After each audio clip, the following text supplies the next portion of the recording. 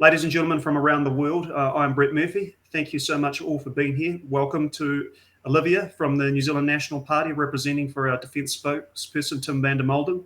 And thank you again for our international guests coming from the four corners, literally. We're very excited for this presentation today. And we've got some great talent here. And we've got lots to discuss, obviously, Eurasia, with what's going on in the Ukraine right now, with China and Taiwan. And what happens in one corner of the world, we're a global village, it's going to affect everybody. So I've been falling into the short straw here with Ashok obviously slightly delayed. So I'd like to actually just open the floor. I think our first speaker, of course, is in North America. It's around 3 o'clock there. So Roger has just been up to a conference actually discussing Russian influence in the Antarctic, I believe. So he's going to start things before we sort of move to our other distinguished guests. So Roger, if you could please take the floor and take your allocated time, and we're looking forward to hearing what you have to say. Thank you so much, Roger. Sure. Is my mic working? Yep, absolutely, 100%. All right. How many hours allocated time do I get? The floor is yours, man. Just be led. All right. Yeah. I have like 400 slides, so I can throw them up on the screen here if we want to look at some in the background. Let's just go to the next one. Yes. Yep. Okay. Yeah, go to the next one. What I want to look at is looking at what's going on. What is how do I think about Central Asia as the centerpiece of Eurasia? Is this a space that, as the Chinese see it, as a bridge? Is it a space as the Russians are seeing it now as much more of a buffer, as a security zone? And what is the competition that's emerging there? And I'm going to talk a little bit also about kind of Turkey playing in there, and some from what we're hearing from the Central Asians on how they think of themselves in this centerpiece of Eurasia. So we're going to move fast through slides. Let's go to the next one. Just a couple of quick points. For history, Central Asia sits between empires: the Persians, the Ottomans, the Russians, the Chinese. It also is a space of movement. And we'll look at some maps from Mackinder to remember his whole idea of Central Asia being that pivot or that heartland and that space where mobile nations would move through and be able to reach out into the peripheries of Eurasia and conquer outside. China and Russia are clearly the two most active in Central Asia right now. Turkey is playing around when it has opportunities. Others are there, though: India, Iran, the Gulf states, the United States, Japan, Korea. Lots of these middle powers are playing roles in Central Asia, but not as dominant, I think, as what we see from the Chinese and the Russians. And then we're going to look at some of this sense of division, connection, and the Central Asians themselves. So let's go to the next slide. Just giving us a location, and I keep putting the Arctic into things because it's becoming more and more important. We can get to that at another time. Next slide. If we all recall Mackinder and his discussion of Eurasia and the world island, his point about the area where until recently all the rivers entered into ice or into salty inland seas, and that drainage area was isolated from maritime power. Next slide. It also was a lot of movement. So his great idea of the Great Lowlands, these areas where the Mongols or the Cossacks or anybody else through history could sweep and move east and west, north and south, and put pressure across these other areas. Next slide. And in Mackinder's conception, right, he came up with this idea that when you look at it geographically, there is one giant supercontinent, right? That Africa, Europe, and Asia, Eurasia and Africa is a giant supercontinent. And at the time in the late 1800s and early 1900s, if transportation infrastructure, modern technology, rail, could link it all together, from that centerpiece that's isolated from the maritime powers, you could connect all of this world island into a single economic zone that could utilize the human capital, the natural resources of it, and effectively dominate the world. And that conception has driven U.S. foreign policy since it came out, actively or passively driven it. the counteraction in World War II, the Cold War, even the concern over China right now is a fear of this concept and China's BRI. Next slide. So when we think of it in a modern map, and there we had to throw New Zealand in here so you can see yourself in connection to the world island.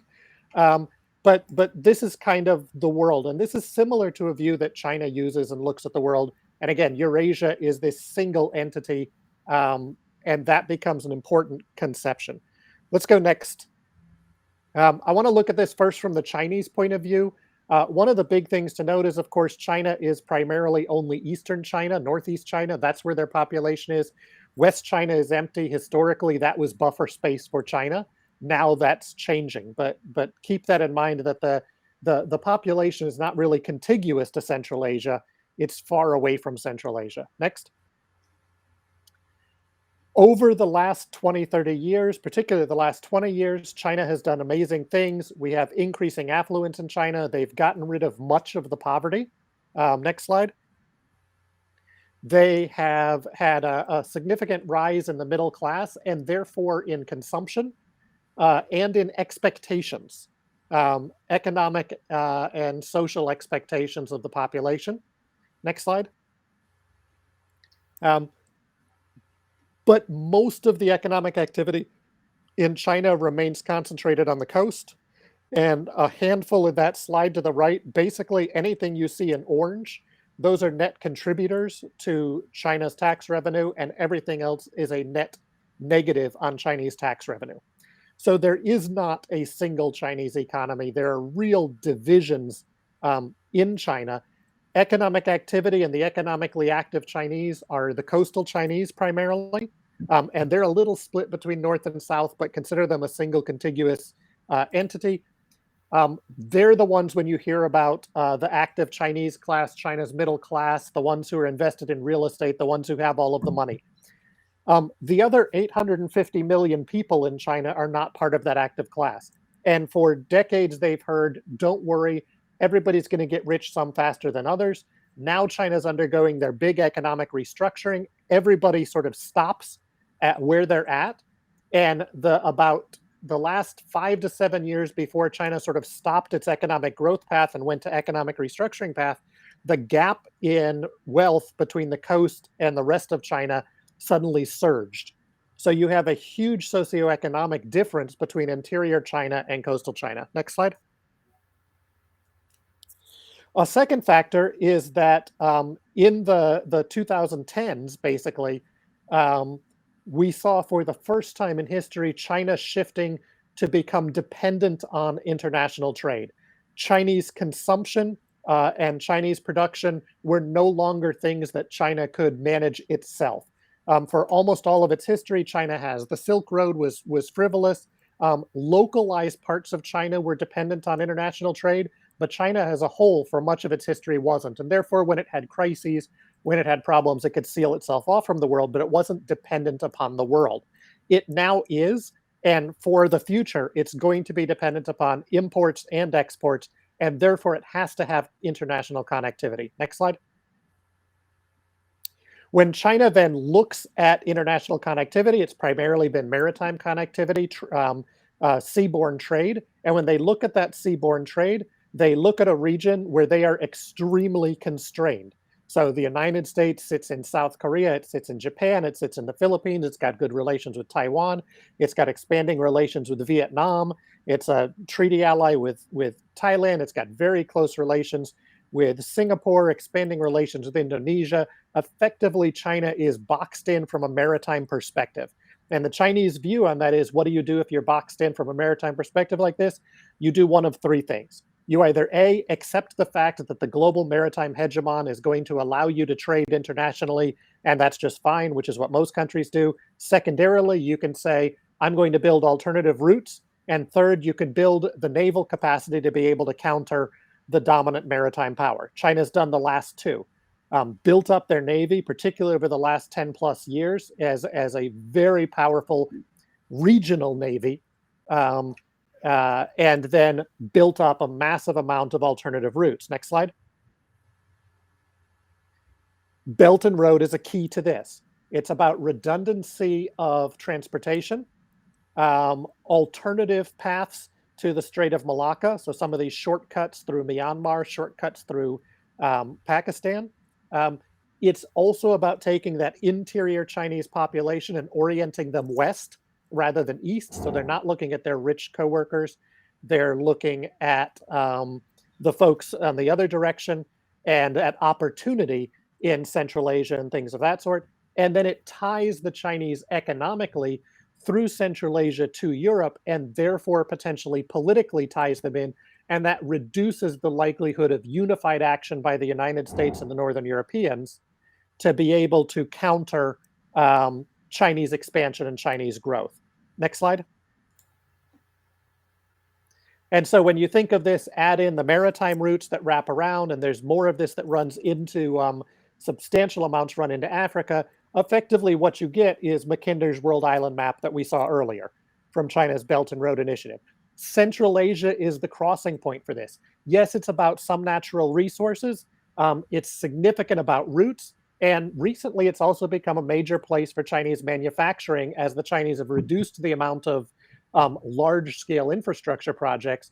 And now Chinese companies are starting to look at opportunity in Central Asia to start establishing themselves and even to start hiring locals rather than just move Chinese workers into Central Asia. So from China's perspective, when they look at Central Asia is all about openness and pathways. The Russians have constrained Chinese to some extent. The Russians didn't allow the Chinese to build standard gauge rail through Central Asia. So Central Asia is still on Russian gauge rail. So the trains change width at the Chinese border and then again over at the European border. But for the most part, this is building that connectivity. And already some supply chains have moved this.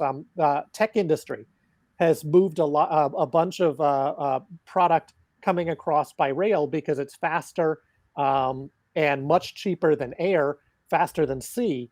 And they've actually had disruptions with the Ukraine war and even the lead up to the Ukraine war with some of that rail coming across because a lot of it comes out through Belarus into Europe. And of course, Belarus is being hit with the sanctions and the strictures by the Europeans. So that gives you kind of China's sense. From China's perspective, Central Asia is a new opportunity. It's an economic opportunity. We do see the Chinese expanding defense cooperation in the region very cautiously. And this is about routes and creating that connectivity across Eurasia. Next slide. And this is just China's worldview and the map that the Chinese use, and you've probably seen this one before. Next slide. So from Russia's perspective, it's not about connectivity, it's about security. Central Asia is a giant vulnerability in Russia's underbelly. Central Asia also has some of the key agricultural regions for Russia. And it's that open plain that we talked about on Mackinder's map that becomes a net danger to Russia unless Russia can hold Central Asia, push up to the Tian Shan Mountains, push up to the Caucasus Mountains, push down to the Panjshir, things of that sort. The Russians in the past have sought to push through Central Asia to gain maritime access down to India, the whole concept of the Great Game and that movement southwards. The opening of the Arctic may reduce the pressure on Russia to need to push further south, but that vulnerability from Central Asia remains. Russia has maintained very close economic ties in Central Asia, close cultural and linguistic ties. When you look at these Central Asian states, nearly 30% of Tajik and Kyrgyz GDP is remittances from Russia, from workers in Russia.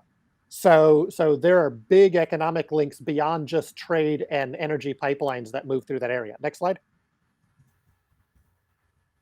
So back to the idea of rivers and connectivity. Just if you think about it, traditionally the Russian rivers didn't connect them, their main population zones, to the oceans, and it didn't really connect them substantially anywhere else, except perhaps as we look down here at their ability to connect into Central Asia. There's a little bit of usage of those rivers to tie in. Next slide. And here we see, of course, the Russian population. Yes, there's a little bit that overlaps in the Kyrgyzstan area And there have been concerns in Kyrgyzstan about the ethnic Russian population there after the excuses and what's going on in Ukraine, um, or in Kazakhstan, I mean. But for the most part, again, Russia is primarily a European state. It's not an Asian state, but it has these strong needs in working down into Central Asia and connecting into the agricultural zone and the open space. Next slide. If you look at Russian connectivity, though, it's pretty weak. There is some rail connectivity. You have the TSR. You can see some of the rail lines that run through, again, through the agricultural, the green is the agricultural zones, into northern parts of Central Asia. But for the most part, there's a lot of just empty space in there and lack of connectivity pulling Russia in. Next slide.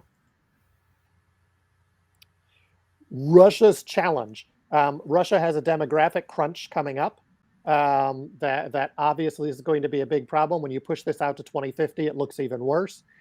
So they've been very worried about domestic demographics and what's going to happen when their demography gets small. So that's part of what's pushing them to expand out along the border and strengthen these buffers so that they can deal with these internal problems. Next slide.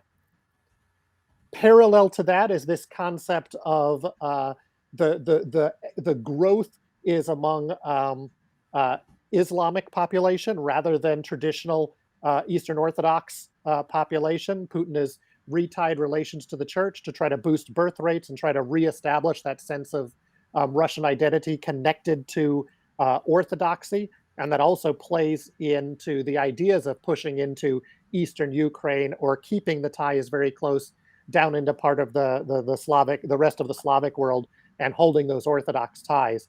That's a piece of Russia's concern. So Russia has a very mixed view of Central Asia. On the one hand, they need Central Asian labor, they need the migrant labor. On the other hand, they're concerned about the expansion and rise of Islam inside Russia.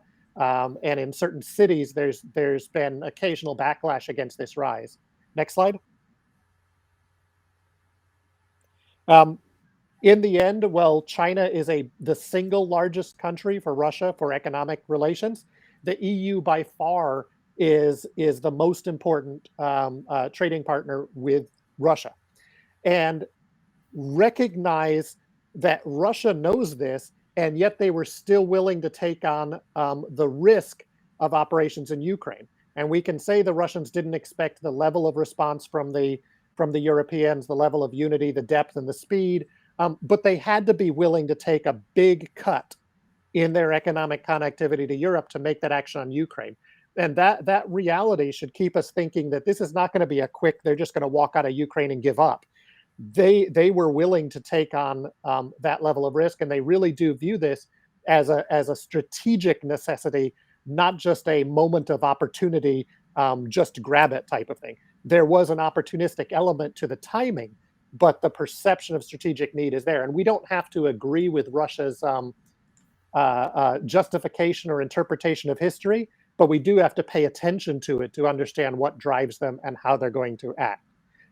But the key here is that as they get cut off from Europe, China's not going to be able to make up that gap. So Russia is going to have a lot of future economic issues that are going to play into how they look at their relations with Central Asia and with China. Next slide.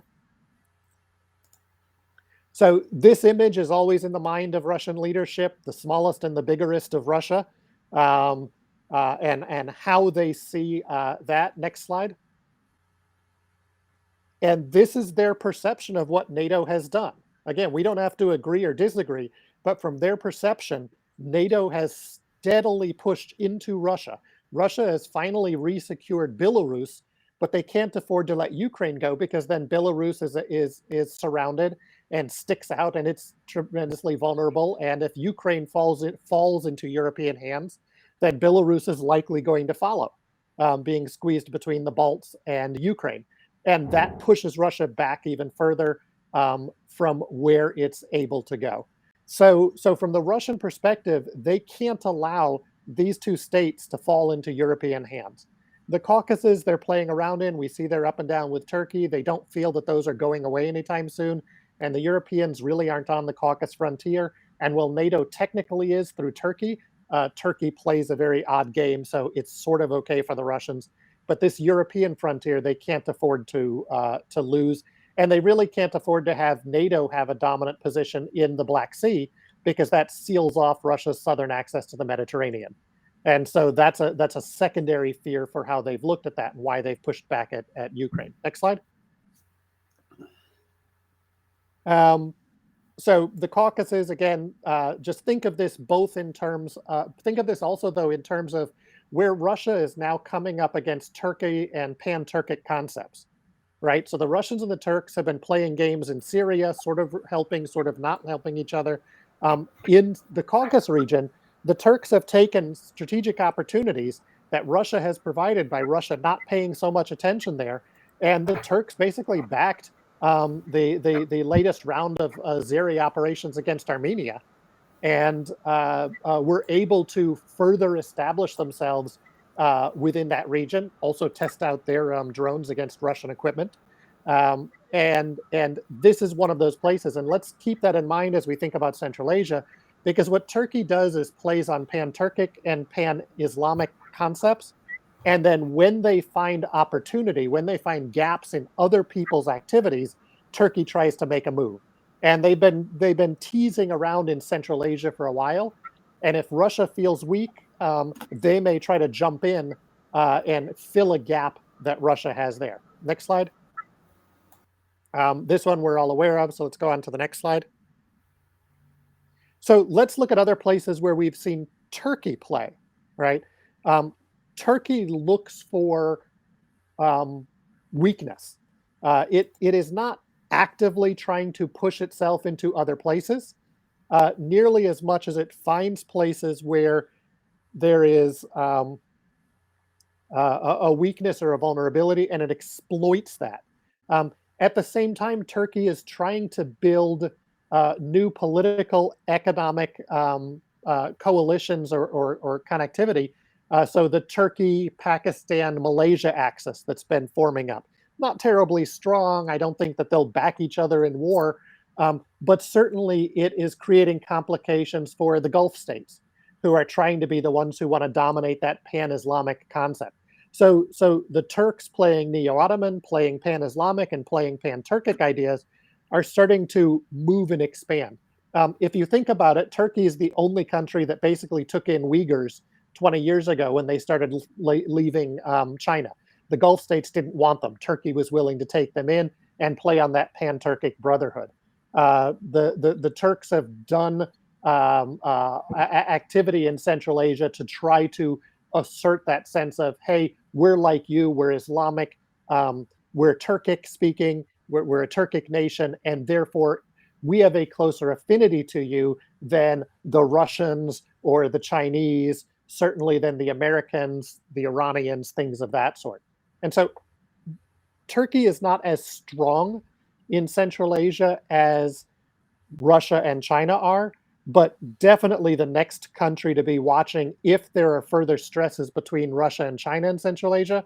Turkey's the one that's going to be teasing in. Look at Turkey trying to play in Afghanistan too, offering to be the one to reopen the airport along with the UAE and trying to get a foothold in there as well, and really strengthen themselves as this middle power. Despite the fact that they're in NATO, they act sort of in a very independent way outside the edge and the framework of what NATO would normally look at. Next slide. It's important to think too that Central Asia is not just the playing ground or the battlefield. Right? Central Asia has agency of its own, and the Central Asian states have agency of their own. And we do want to keep that in mind as we think about this space. There is, though, a bit of a challenge in Central Asia. Kazakhstan, Uzbekistan really compete with each other over who is the voice of the region. They're trying to define them. Each one of them tries to position itself as the dominant voice in any collective operation or activity. There has been slow and little bits and pieces of progress in creating some sense of collaborative ideas, not nearly to the movement of something like an ASEAN, but at least to try to play on the idea of internal pan-Turkic ideas for Central Asia. and build a little bit better connectivity within Central Asia. Again, that Kazakh-Uzbek dynamic still keeps it a little bit split. Um, they still have the geographic mess that was left for them of their borders. Um, but with rising competition within Central Asia between other states, there is an incentive for these countries to come together and try to at least find a way to play off of each other, to use that as a way to better their leverage with the bigger powers. Next slide. So the Caspian is one of these key places where the Central Asians have tried to use their own agency with the Russians, the Iranians. As you think about this area where multiple empires sweep together, um, that's one of the key areas that they're looking at. And as the Central Asians look at potential challenges with Russian-European relations, they're really going to be re-looking at the idea of, can they build Trans-Caspian pipelines, expand Trans-Caspian trade?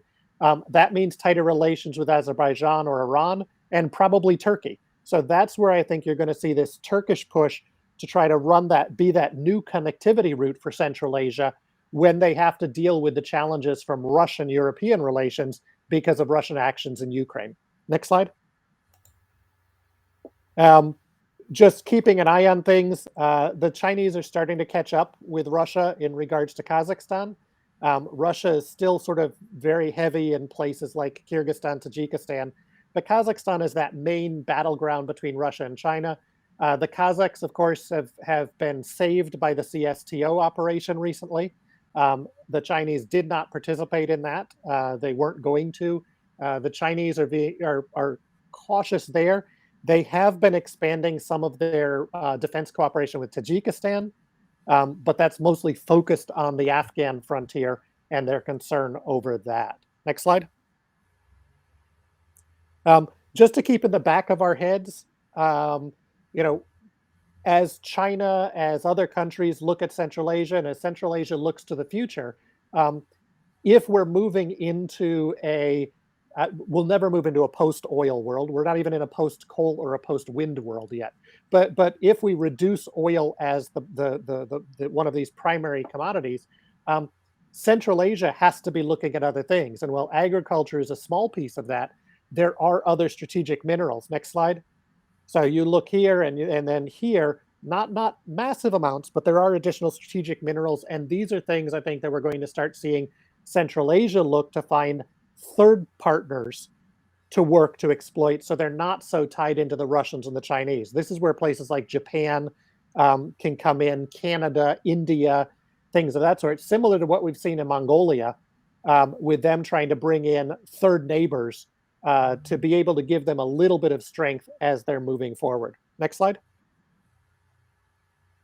So just to tie this back up, as I think about Central Asia and where it goes, clearly there is a widening gap between the Chinese and the Russian view of Eurasia as a space, and therefore of the role of Central Asia. China sees this as the world island, the interconnected world island. Russia sees this as vulnerable movement space and therefore buffer space. Russia is building walls. China is building bridges. And that is a clash of core strategic interests. That creates more space for Turkey to exploit that stress. Not necessarily so much for these other players. It's just hard to get in there. It's far away. Keep an eye on north-south routes, not just east-west routes. One of the key things is the expansion of those north-south connectivity, right? Afghanistan creates the potential for north-south connectivity. One of the things the Afghans are demanding of the Chinese is that operation of the copper mine south of Kabul will run a rail line to Central Asia for export. Not 5 miles to Pakistan, but all the way up through Afghanistan into Central Asia to create that north-south corridor and connectivity. And then the final piece is that Central Asia is an actor in and of itself. Each of the countries have their own challenges, but they are agents. they've been pushing back against the way China has been developing, and they've actually started to shape Chinese companies' investment and interaction in Central Asia.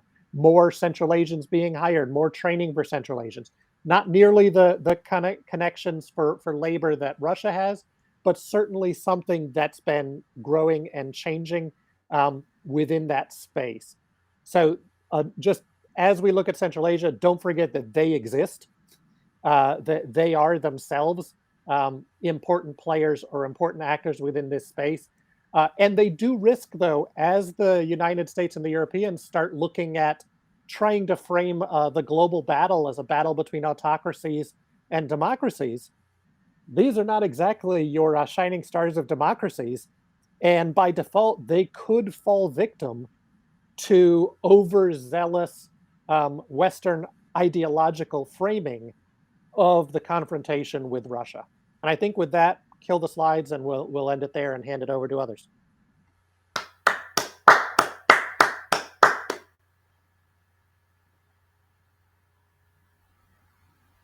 Thank you so much. Thank you. That was wonderful, Roger. Great presentation and good timing. So our moderator, Dr. Ashok Sharma, is here. So I will turn it over to him to introduce our next guest.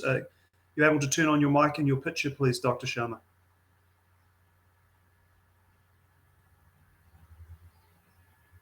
Do we have him here? I thought I saw him there a minute ago. Okay. Right. So I think we see a note here, and that was from Mac. Unfortunately, he can't tune in. All right. So I think I will just handle this. And okay. So thank you again to Roger Baker for an exceptional start to the day. Looking forward to our next three speakers. And without further ado, we will turn it over to Belgium, where we have the wonderful Dr. Vera Radzenboer-Nishka. My pronunciation is probably very terrible, but Dr. Vera, the floor is yours. Thank you so much, and we look forward to hearing what you have to present this morning. Thank you so much for your introduction. So I prepared my slides, but I think that it will be great if someone puts them here so it's visible for everyone, because I can't open it. Yes. So I will focus on Russia's geopolitical ambitions in the eastern neighborhood. So I think it's very topical right now, because we discuss it every day in Brussels and also everywhere in the world right now. What is the strategy behind? What does it mean? What actually what Russia is doing in the eastern neighborhood? How we can understand it? What is historic overview?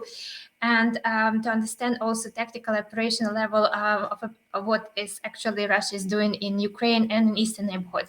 So I think what we see right now is a big crisis for everyone, because, as I understand, and every time when I talk to a functionary in Brussels, we all discuss how we can reassess these defense policies, what will be actually a new security environment, what we will experience in short term, impact assessment, and so on.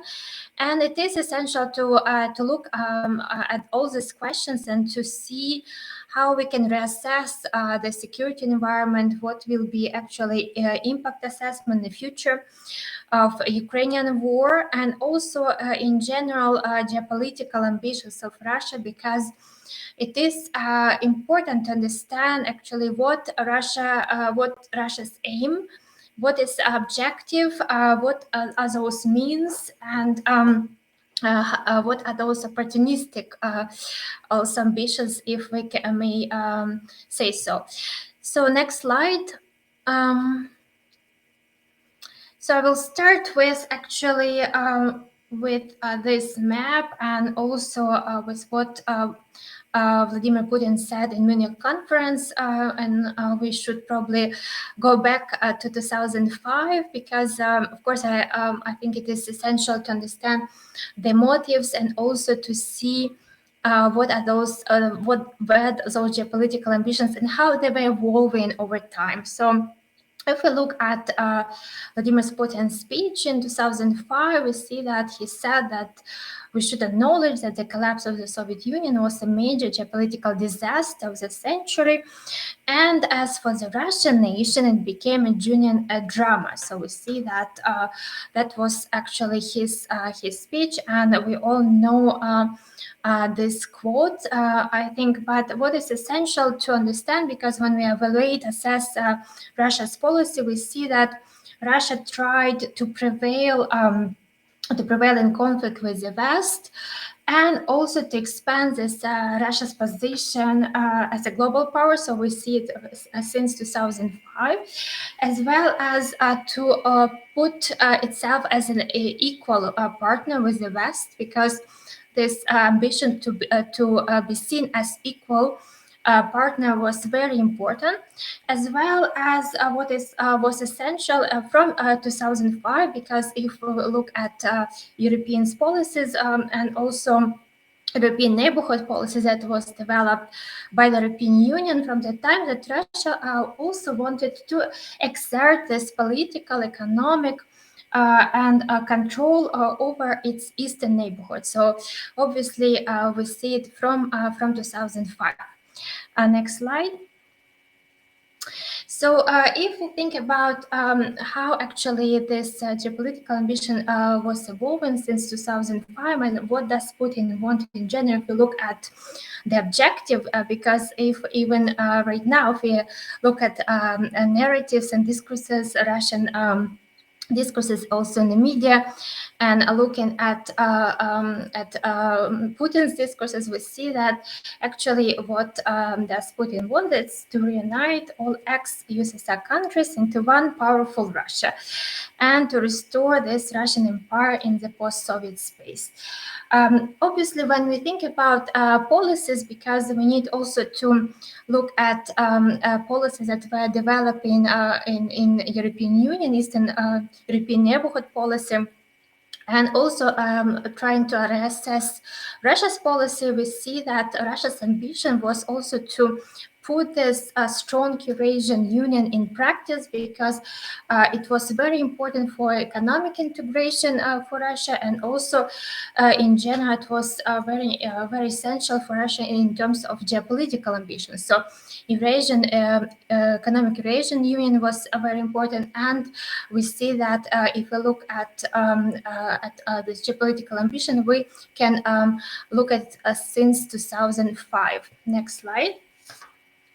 So if we think about strategic competition, because every time we talk about the strategic competition and how we can look at this and reassess it, we see that Russia was developing these geopolitical ambitions, and it was actually this power projection to the east was seen very well in eastern neighborhood countries. So mainly Armenia, Azerbaijan, Moldova, Georgia, Ukraine, and Belarus. And if we try to think about Eastern neighborhood policy developed by European Union, and also NATO's projection of stability initiatives, we see that Russia was always looking at with quite great suspicions, and looking at as very competitive policies, and for Russia it was unacceptable, because if we try to look at narratives and discourses, we see that for Russia these policies were zero-sum game, and were at with competition with Russia's policies, because Russia is seen, Eastern neighborhood was always seen as near abroad. So next slide. So what is also very important to reassess, because many analysts right now are paying attention only to Putin's discourses and only to his entourage, but also we need to think about ideology, because that is very essential in order to understand Russia's position, in order to understand what is driving factor, and actually why these geopolitical ambitions what is behind them. So we see this military transformation as a result of Russia's identity and ideological change. And if, for example, you read books from Alexander Dugin, you see that he was developing this neo-Eurasianism, and in his books, he actually advocates this reunification of all USSR countries into one powerful Russia and restoration of the Russian Empire in the post-Soviet space. So we see that actually in his books, he advocates for this restoration and for one big powerful Russia, and very also geopolitically important. And we see this in all his writings. So when we try to think about ideology, we see that it is a main driving element. And obviously, how this element is essential for Russia, because every time when we look at Russians' narratives, we can look at this importance of Russia's word, Russian language, Russian culture, and of course that is essential for Russia's geopolitical ambitions. Next slide.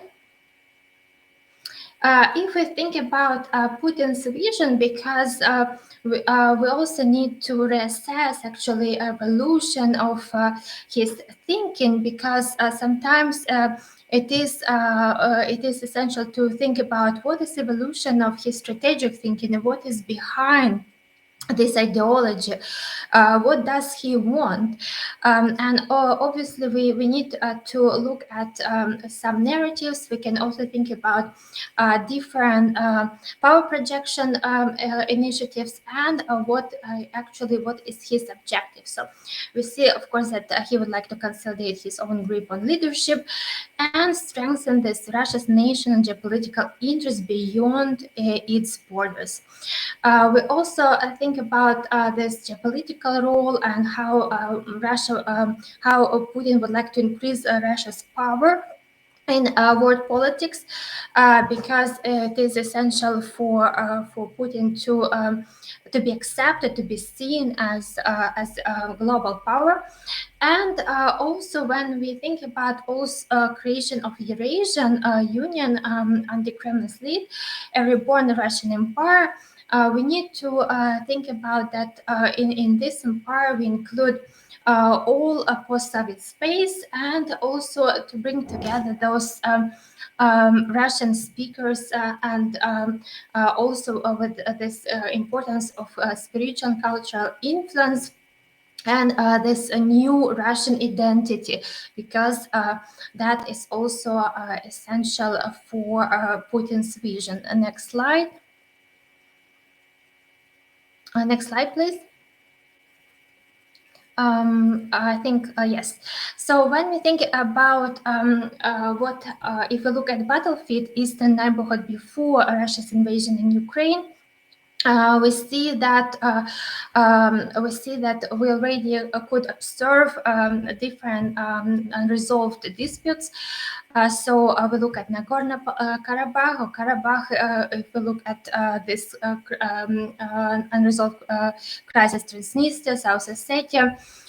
So we look at Abkhazia, and obviously from 2014 annexation of Crimea, Donetsk and Lugansk, and right now there is Russia's invasion in Ukraine from February this year. Next slide. So from 2016, we also could observe in open source information that there were different observations regarding Russia's military thinking in the eastern neighborhood. And right now there's also circulation of information about, for example, the division of Ukraine. So for Russia, Ukraine should be fragmented, weak and divided. And we could see that there are different observations. So some would say that that Novorossiya, for example, if Russia cuts one part, and it will be land bridge with Crimea and also towards Transnistria, so unite all this territory.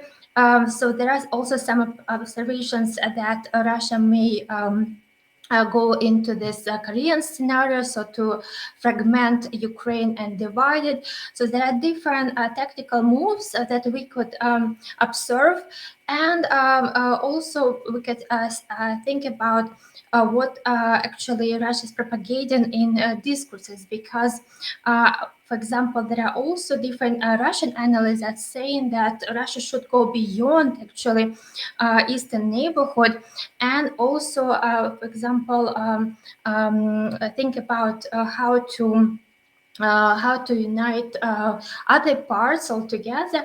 And what we see that we look at these policies clashes that resulted in the war, because if we can think about policy clashes, if we look at, for example, how Russia was thinking about Eastern neighborhood policy or other initiatives, we could see that, of course, those policy clashes has resulted in the war as we see it right now. So if we think about tactical moves and operational moves, we could think about all different scenarios, but also what is interesting in Russia's thinking is to look at how Russia is seeing other territories. So, for example, access to Russian controlled exclaves, and also, for example, if we look at fragmented Ukraine, for Russia, it is essential to see it and to look at how it will be better to do it, and what will be the best scenario, of course, for Russia. Next slide. So right now we could observe different tactics and moves, and every time it evolves. So every day. Of course, there is a lot of monitoring involved, but obviously we need to understand that the primary objective is if we look at Russia's primary objective, that Vladimir Putin intended to invade all of Ukraine. And for him, it was important to install this pro-Kremlin regime within days. And obviously this special operation, as he called, failed. And right now we see that there are different tactical moves, and also Russia is trying to negotiate certain elements. But obviously, when we think about negotiations, we see that Russia is ready to engage on Russia's terms. So that is always was important for Russia. So when we look at, of course, current situation in Ukraine, we see that there are different moves, but right now also that Ukraine is trying to do its best in order to negotiate and to see how actually to change the situation for better. So that is also essential. So next slide. So when we try to think about Eastern neighborhood between Russia and the West, what we could observe that Georgia, Moldova, and Ukraine were always wanted to join actually European Union, and they signed this association agreement, which was very, very essential for all three countries. And if we look at also, for example, status, because Georgia is aspiring a member and would like to join NATO.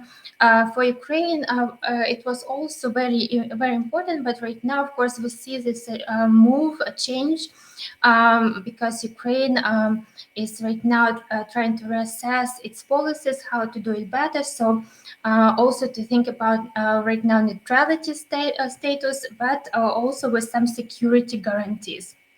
So there is some change in this policy orientation, but we also see that for Russia it was important to keep, for example, Armenia, Belarus, Azerbaijan under Azerbaijan is a bit different case study, but in general all eastern neighborhood under Russia's orbit.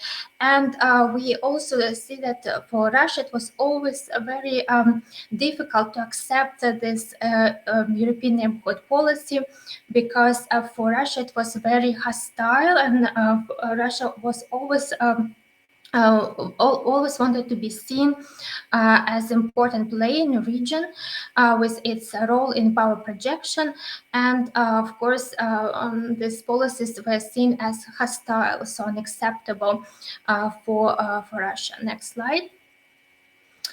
So what we can think about Russia's objective in the Eastern neighborhood, we see that, of course, Eastern neighborhood countries, they have this big Russian influence. And if we think about this pro-European model, of course, all these Eastern neighborhood countries, they can't achieve it because of this Russia's impact. And what we see that actually, if Russia wanted to install this pro-Eurasian model, but what we see right now, it's a more convergent model. So in between pro-European model and pro-Eurasian model. Next slide.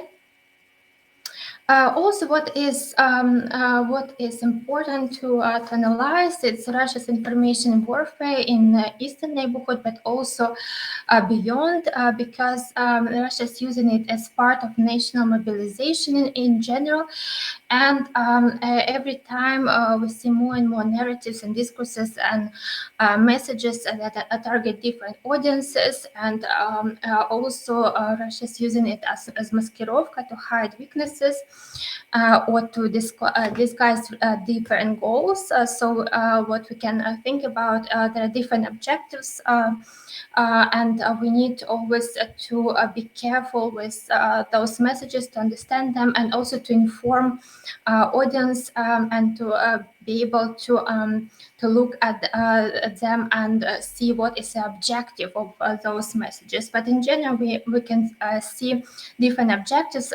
So spread despair and discord, reduce enemies' fighting potential, reverse, for example, positive perception of Europeanization, if we talk about Eastern neighborhood countries, achieve military and political objectives cost effectively, and create perception of military power. So there are different objectives depending on target audiences, and also Russia is using it very effectively, and was using it very effectively for many years. So that is very essential to understand and to know in general. Next slide. So what we need to do and what actually can be done in general for the West and also for the Eastern neighborhood countries. Obviously, we need to think about whole of society approach, because right now there are many discussions how to what we can do as a whole of society, how to integrate the different components of society, civil society, but also other groups. And international solidarity with Eastern neighborhood, with Ukraine, is very important. Resilience is very, very essential, because when you think about this ability to adapt and recover from stresses and shocks, we see that we need to actually to think about how we can do it better. Also, obviously, we need to think about deterrence and defense. And what will be a future of NATO's projection stability initiatives regarding Eastern neighborhood. And we need also this common understanding of different vulnerabilities, and shared risk assessment, because that is also very essential when we think about diplomatic, information, military, economic, financial, and intelligence and legal spectrum. We need to think about how we can do it better, and what will be our this common understanding of this common understanding of shared risk assessment. And of course, we need to more practicality. So, what will be cooperation, future of cooperation between European Union, between NATO and partners, and what will be the future of this cooperation, and how we can respond to this current security threats and emerging challenges. So what will be our future assessment, and how we can respond in a better way possible. So there are many different, of course, questions in this, but what we need, of course, it's whole of society approach, international solidarity, resilience, deterrence, and more innovative policies towards Russia, because that is, I think, we need to do it all together. So that is my presentation. It was, I think, quite quick, but will be good to engage with you and answer your questions. Thank you so much, Dr. Vera. Just a warm round of applause for cyber.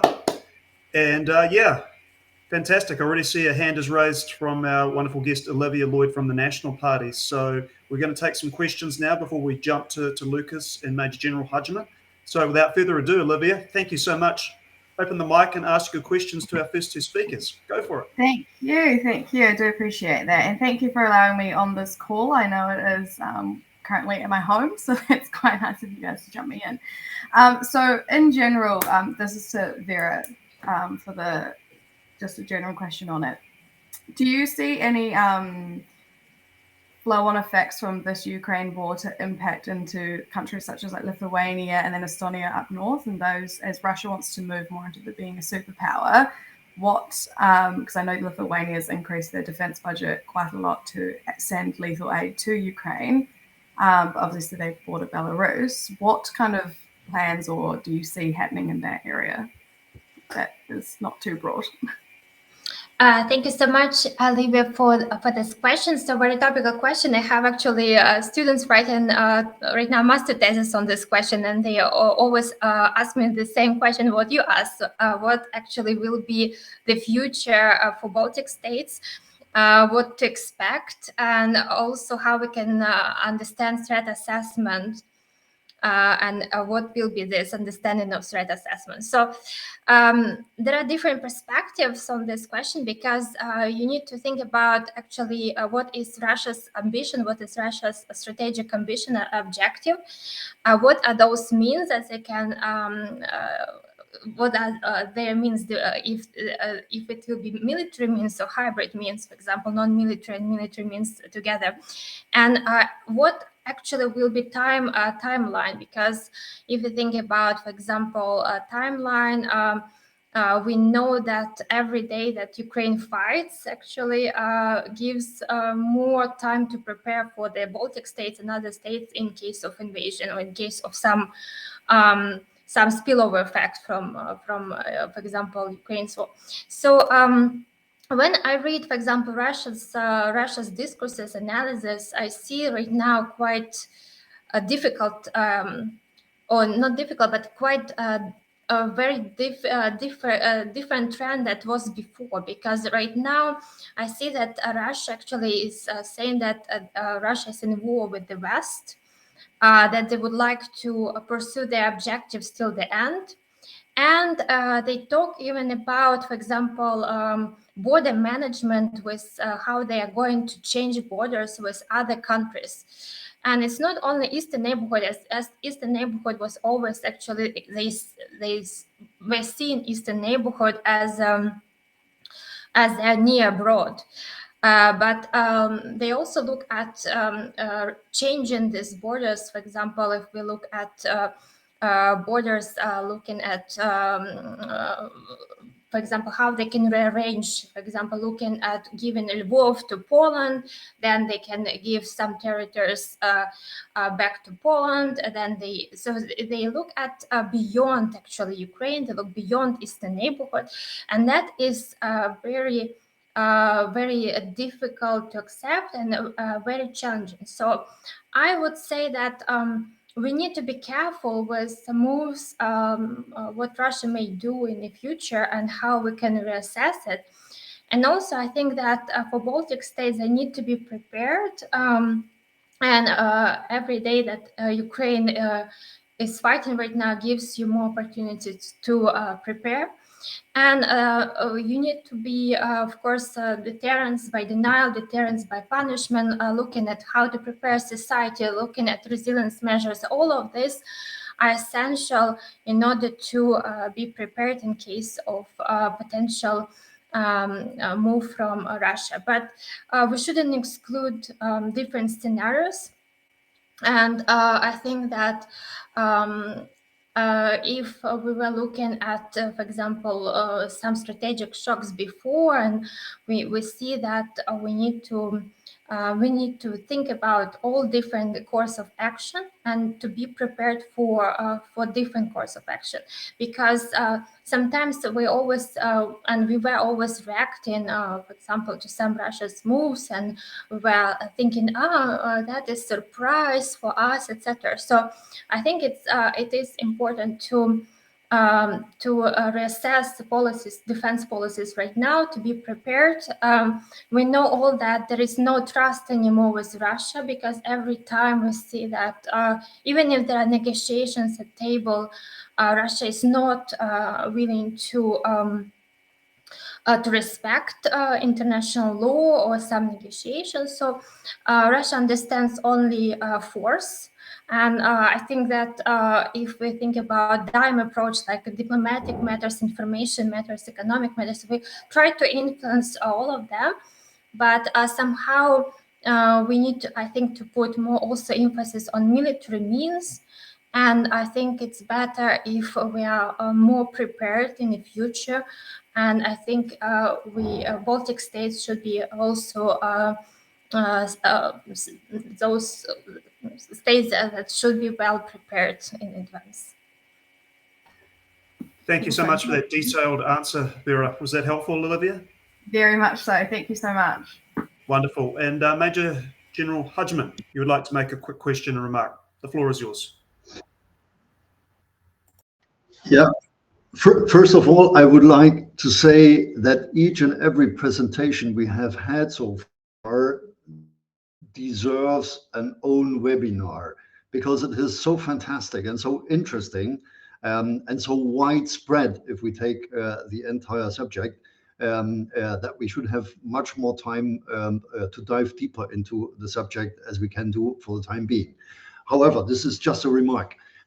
Secondly, I wanted to stress that especially in Moscow, in Russia, but throughout the world, people are talking about NATO expansion.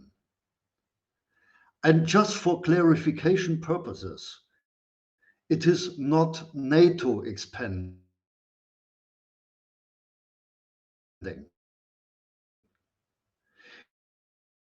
It is a sovereign decision in NATO, and it is a NATO member states to agree upon that, to invite them to join the club, but it is not some kind of an entity like a monster which goes eastward or south or anywhere else. So it is a decision of sovereign, of free, of independent states to join whatever alliance they choose to join. I have to underline here, because it is part of the Russian narrative to talk about NATO expansion. No, we are talking about the decision of free and independent nations to join their alliance. Okay, now a question. Roger, if I may come back to you, and I really appreciate what you presented. You just in a nutshell, you said Russia is building walls concerning Central Asia, and China is building bridges. In the midterm or even in the long-term perspective, this creates not synchronization, but concurrence, and this creates stress, trouble between the two nations. Is this on the long and on the midterm run? Is this acceptable? And who do you think will be the dominant element in future? Right. I think that right now there are enough short-term things keeping the two from directly confronting each other over these differences that they have unity of not necessarily fully intent, but at least they're collaborative, right? The Chinese want to keep are happy that Russia is taking up the focus right now of international condemnation. So they're perfectly fine with that happening. They don't want to see Russia just simply collapse or lose everything right here. They don't mind Russia keeping that focus there. I think that the Russians are looking at the Chinese for potential backing, or at least continuing to block global isolation. However, the Russians, I think, and as Vera brought up, the Russians are very concerned about becoming the weak player in a multipolar system. That they, yes, they have nuclear weapons, but what else do they have anymore, right? They have some resources they can sell, and they have nuclear weapons. Europe is a power in and of itself. The United States is a power. China is an emerging and expansionist power, and Russia is feeling that if it doesn't do something, it ends up being the weak man among these larger powers. Um, and that shapes, I think, the way Russia views its long-term relationship with China across the board as well, right?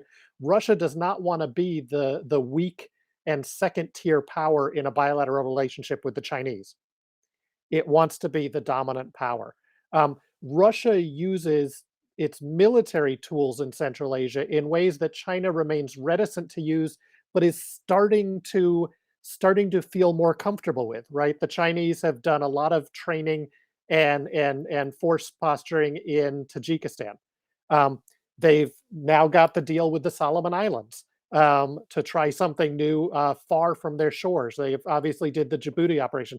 So China is getting more comfortable in that. The Afghan government, for Chinese economic activity, is effectively going to force the Chinese to put some defense component in there to protect their own personnel. So that starts to challenge one of Russia's two major connectivities into Central Asia. One is historical and linguistic, and the other is going to be this defense dynamic. So I think that down the road, that creates more and more stress. The Chinese, though, I would argue, are probably more angry at Russia right now than the Russians are worried about the Chinese. Because again, you look at this connectivity and all that stuff through Belarus that they've been building out, and the Europeans are putting the cut on it. The Arctic route that runs through the NSR, that's potentially cut. Rotterdam might not take ships that go through Russian-controlled NSR. So the Chinese have put a lot of money and effort into connectivity into Europe. And then the secondary piece is that the Chinese are worried that this sudden surge of European and American unity and democratic unity, India aside, of course, could swing around and focus on China as well. And that's a real risk to them. So I think that we're going to see the Chinese, one, try to play nice with India, two, really try to ease off some of this concern out of the Europeans. But they're going to have to look at either new routes or find a way to convince the Europeans that things running through Belarus and Russia are okay. And if they don't, that puts a lot of stress on the Chinese-Russian relationship, and all of the money that the Chinese have put into Central Asia. Roger, thank you. Thank you very much for this clarification. Thank you. Thank you for the answer, Roger, and thank you for the question, Major General Hodgman. A quick question from me. Obviously, I hinted at the start of this presentation. We're obviously aware of Russia's gas monopoly, and they can play hardball, particularly with countries like Germany heading into, obviously, I'm not sure what the time of the season is. So you're coming out of winter, so that's a bonus. But the move to go to the gold bullion is really going to hurt the US dollar and the euro. And we're already, in the last 2 years with the pandemic, Western democracies are in economical fragile state. So this is the elephant in the room that needs to be discussed. Russia, I've heard, exports around 80% of the world's natural resources. 30% of the wheat is in the Ukraine. So this can flow onto our food supply. This can flow onto our economies. We see the price of petrol going up all around the world. We see the price of food going up, and this is hurting people. So we've got some serious times ahead of us. Does this mean that Russia has the trump card?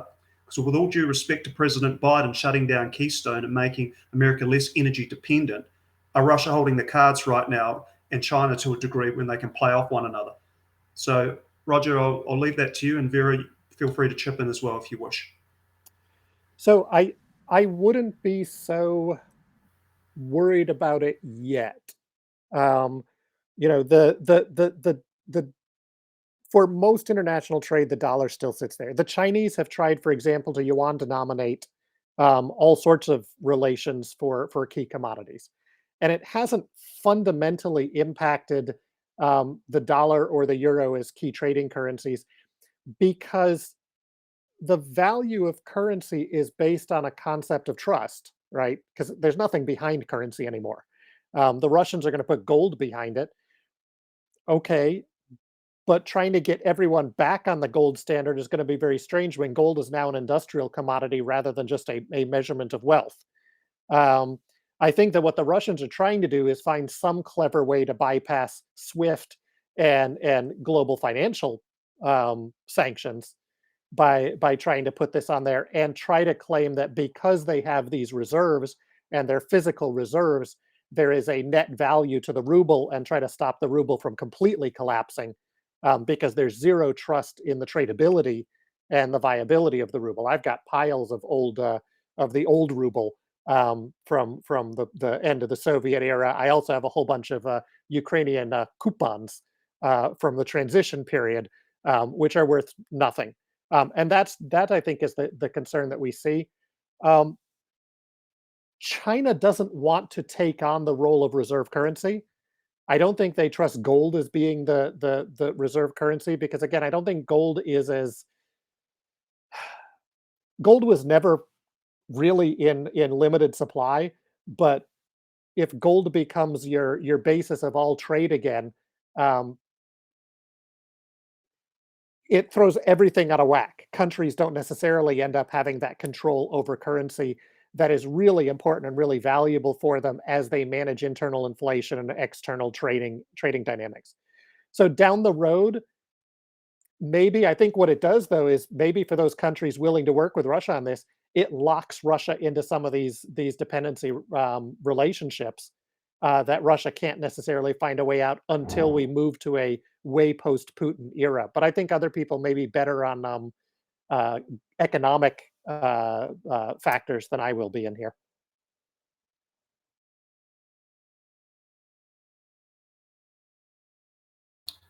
Okay, so it's almost 9:15, so we've had a brief interlude for questions. So Dr. Lucas Fuller, would you like to take the floor now to do your presentation, 20 to 30 minutes if you'd like, and then we will pass the floor to Major General Hudgman to finish things off before we can have some more questions at the end.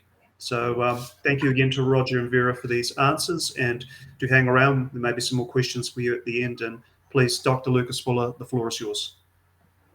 Hi, thanks. Can you hear me okay? Yes, sir.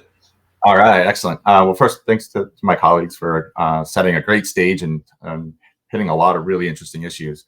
My approach for this is I looked at sort of two different issues that I thought would be interesting and relevant. One is sort of much more at the sort of philosophical, strategic level, meaning sort of why is China doing the things it's doing and what is its perspective as it relates to Eurasia. And the second was sort of just looking at sort of the Chinese discourse and thinking about what China should do about the Ukraine crisis. I don't think I have time for both, so I'm going to stick with the first one, but I'm prepared to expand on the second one if it comes up in questions later. So whereas my two prior colleagues, again, were very sort of applied to sort of contemporary issues, I've sort of prepared about a page and a half where what I'm trying to do, and it's a little bit messy because I'm taking a couple different concepts, generalizing them dangerously, and then trying to speculatively connect them. And so I recognize that there's a lot of holes in what I'm doing, or what I'm going to try to do. But forgive me, it may not be 100% bulletproof logic, but what I'm hoping is that it helps sort of continue the conversation about what are China's priorities when it comes to Eurasia, and thus how is it likely to view and react to different current events going on in that area. So give me one moment to pull up my file. All right. So I wanted to start, as last time we spoke about some of this stuff, I talked a little bit about China's strategic culture, especially the role of Confucianism. I'm going to start there again and touch upon a few of the same ideas, but apply them in a different way. And then connect it to what Roger was talking about quite a bit, which is sort of the Mackinder land power view. So as we kind of have mentioned before, I've talked about before, so Confucianism is a communitarian ideology. So the greatest benefits for the most people comes from living in a social system where all members work together towards the good of the community rather than for one's own self-interests. This is an important component of the term Tiansha, or all under heaven, which probably many of you are familiar with, but it is actually a fairly complex and evolving concept. But more broadly, since this kind of system only works if there is strong support and widespread participation, failure to meet one's obligations or responsibilities disrupts the efficacy of the system and is a threat to the interests of everyone else. Thus, conformism, collectivism, and a harmonious environment are existential moral imperatives. Conversely, confrontation, especially violent ones, are considered antithetical to everyone's best interests. So, rooted in the beliefs that humans are inherently good, Confucianism accordingly asserts that the most effective way to encourage the correct behavior necessary for a Tiansha kind of environment is through moral education and positive role models. Correct behavior, and thus a harmonious environment most conducive to flourishing, is best brought about when everyone follows the same behavioral norms, in Confucianism known as the rules of propriety. Proper behavior includes moral duties that are explicated according to the 5 relation types considered universal to all societies. And they are father-son, sovereign-subordinate, husband-wife, elder and younger sibling, and friend-friend. One's relative place in this hierarchical model dictates who is given deference when there's a disagreement. Filial piety, broadly speaking, is an essential guiding principle, but includes the responsibility that the parents, whether that is the actual parent, the elder at a job, or even the government relation with its own people, that parent makes decisions that are in the best interests of their families and not just themselves. This model is applied to most every aspect of the social world, including the relationship between citizen and state, as well as between China and other nations.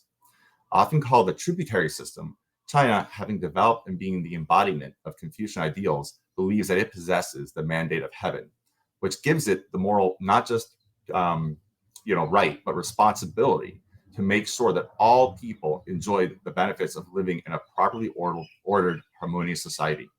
Importantly, this means that there's little differentiation between internal and external threats or how they should be addressed.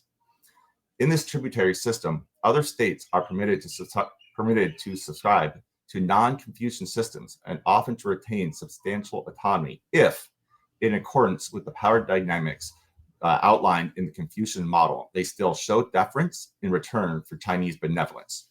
One way of doing this is through paying tribute to China. Obviously, that what that looks like has changed over the years, but to some extent, it still seems to remain somewhat true. These rules of propriety indicate that the international system is properly ordered and that interstate relations are in harmony. In exchange, non-Confucian states are provided with the resources that would convince them of the superiority of the system and China's leadership of it, and thus will support this system and China's leadership. If the accommodation, education, and benefits provided by the tributary system does not correct or convince, or even seen as likely to fail by the Chinese, then the stubbornly ignorant people who are not conforming and who don't see the wisdom of this model must be punished in order to correct the immoral conditions and rescue the people from themselves. This normative view reflects China's history of thousands of years of domestic conflict, as well as its many bordering nations. It also helps explain why many in China have a zero-sum, highly violent worldview, very similar to that described by modern political realist theory of international relations. So it is of little surprise that a stable domestic environment, as well as security from antagonistic neighbors, are top priorities. In modern times, this has been codified in China's security strategy of peripheral defense. Though still considered a top guiding priority by Chinese scholars, it is less commonly mentioned by Western scholars of China. So that is, in my very loose interpretation of sort of some of the Confucian influences of sort of the periphery, which certainly includes Eurasia and the priority of the periphery. Now, what I want to do momentarily is connect this to more recent strategic thinking by Mahan and Mackinder. So Chinese and non-Chinese scholars who have examined, this is contemporary ones, who have examined China's worldview and strategic preferences using Western theories have found that China traditionally resembles a land power if compared between the Mahanian view of sea power and the Mackinder view of land power. Consistent with political realism and to some extent the interpretation of Confucianism that I just described, for Mackinder, a strong, thus secure state is one that controls resources and markets. While trade can help obtain needed resources, it leaves the state vulnerable because it doesn't have ensured access. Wars and other means of exerting greater control are efforts to better secure these resources. Mackinder describes Central and Northern Eurasia continent as a hub area that affects world politics, and this was approximately around 1901. If an unchallenged country appears in this area, other countries will decline in relative power and the world will become threatened. Later, in 1919, he evolved this theory in his book called The Ideal and Reality of Democracy, where he uses the term the heartland, which Roger mentioned before, and put forward the famous saying, whoever rules Eastern Europe can dominate the heartland. Whoever rules the heartland rules the world. For Mackinder, the heartland is where the supply of resources exceeds demands. The much larger periphery is where demand exceeds supply. Being a land power means that the cost of transporting trade over land is less costly than doing so over the seas. China, when it was at its strongest, was in control of the Silk Road, which was during the dynasties and when it was a relatively stable, large country. Still true today, this is in part because China lacks the natural resources, so relies on controlling trade to acquire them, and seeks to exert more control to ensure a stable, secure supply. China recognizes that most of its trading is transported by sea, and the vulnerability to sea powers such as Japan and the US that this creates, and as Roger went into detail earlier. Taiwan is considered an important resource for gaining greater control over China's most important proximate sea lanes. And as Roger mentioned, OBOR is one of China's largest scale efforts to reduce its vulnerabilities, and is why it has been massively developing rails and roads across Asia and beyond. So that is as far as I wanted to take this, because I think that hopefully this provides a little bit of background into a lot of the actions and priorities that the colleagues prior to me were talking about. What I think it also does is it looks at, it explains to some extent, or helps us understand how China views the importance and the function and the priorities of what it wants out of Eurasia. China is quite aware that it is not the heartland, and that transport, and as both speakers before me talked about, trying to find ways to both counter other maritime powers because of the importance of China's coastal industries, but also find ways around it that, meaning that its references to the maritime Silk Road, the digital Silk Road, etc., are not just catchy sort of references to its past history, culture, and even glory days, but it's reflective of a very much reflective of a land power type strategy. So I'll leave it at that, and let others speak, and then happy to return to any of these issues. Thanks. Thank you, Dr. Lucas Fuller, and thank you for the comments, Anthony, in the NQ. And so we're progressing well. And without further ado, we'll bring in our final speaker, Major Gert Johannes Hudgman, to do his presentation, and then we can return to the questions to finish out this session. So if you have questions, you either can write them into the in queue, raise your hand like Olivia did, and we can ask some questions to all this wonderful knowledge that we have from the speakers around the world. So the floor is yours, Major General Hutchman. Yeah, thank you very much, Brett. Much appreciated. Dylan, could you please put forward the slides? I'd like to present some reflections on the Russian war in Ukraine. So concentrate a little bit more on what is militarily on the ground and what is behind. We have had already a short glimpse. Vera's shown us one or two slides concerning the military situation in theater, but I would like to dive in a little bit deeper. Next slide, please. To begin with, let us recall the Russian desired end state and the strategic goals as long as we understand them so far. And you can read it on the slide on the left side. The Kremlin desires Ukraine to be politically aligned with Russia. Of course, militarily neutral and integrated into the Eurasian Economic Union. I have a disclaimer. If I say Russia, I mean the Russian regime under the rule of President Vladimir Putin, who has been nominated war criminal, and of course his gang. So this is the desired end state as we understand it, and derived from the end state, we can see the Russian strategic goals. And this is crystal clear now. The Kremlin wants that Ukraine recognizes the Russian annexation of Crimea, then an integral part of Russia.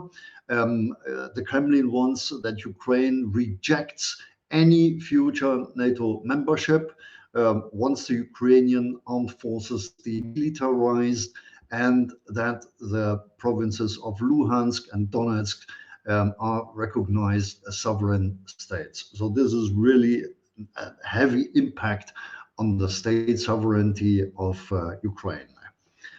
Next slide, please. We can talk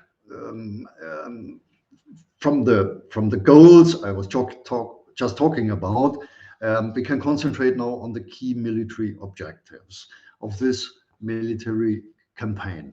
And there are four, let's say, very prominent points to be mentioned, and you can read them easily. First is to seize Kiev, because at the end of the day, they want to install a puppet regime and they want to get rid of President Zelensky and his government. They want to control Kharkiv, to isolate Donbass, and to fix Ukrainian forces in the vicinity, and of course to have free access to the Black Sea coastline from sea and from land.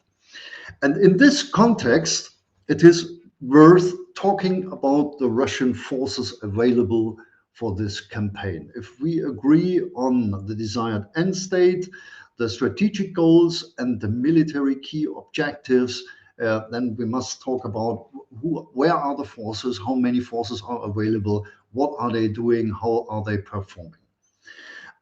We know that the Russian armed forces have more than 1 million soldiers.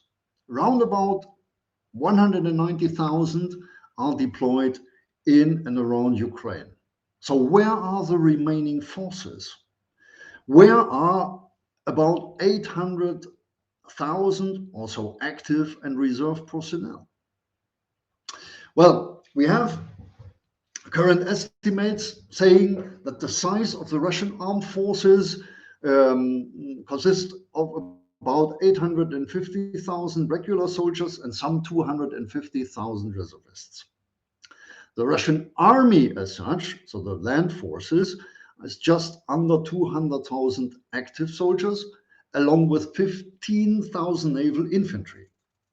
Although it is far leaner than Western armies, there being roughly one support soldier for every combat soldier, the actual fighting force is around 100,000 at most.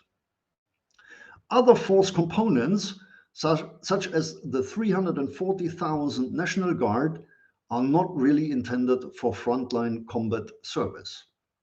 Therefore, it is quite reasonable to conclude that the available Russian ground forces are as close to being totally committed.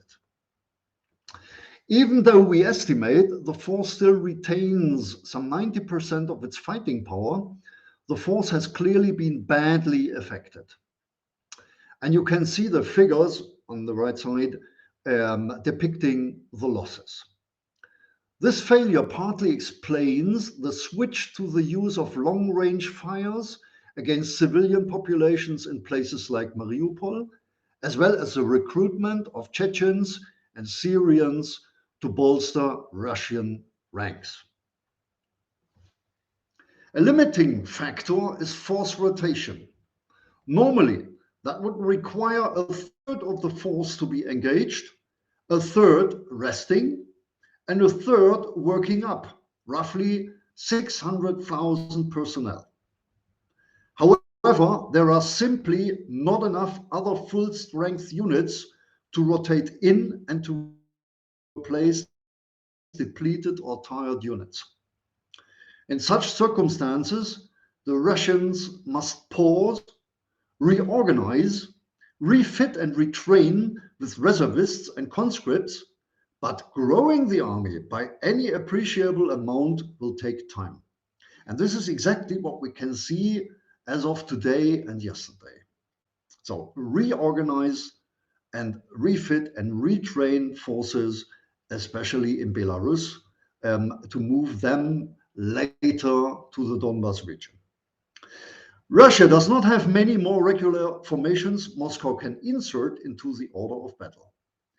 This is why the strategy is likely to rely increasingly on indiscriminate air attacks and long-range artillery and missile strikes to hammer cities and to wear the will of the Ukrainian people to resist. It is also why the Ukrainians are seeking anti-air and counter-fire systems from NATO and other partners. Tragically, this next phase could become even uglier if recent tragedies in Grozny and Aleppo are any indication. Apart from pondering the mobilization of reserves and even greater use of conscripts, Moscow is also considering the possible use of weapons of mass destruction, such as chemical, biological, and even tactical nuclear systems. Next slide, please. Let us use some minutes talking about first impression observations.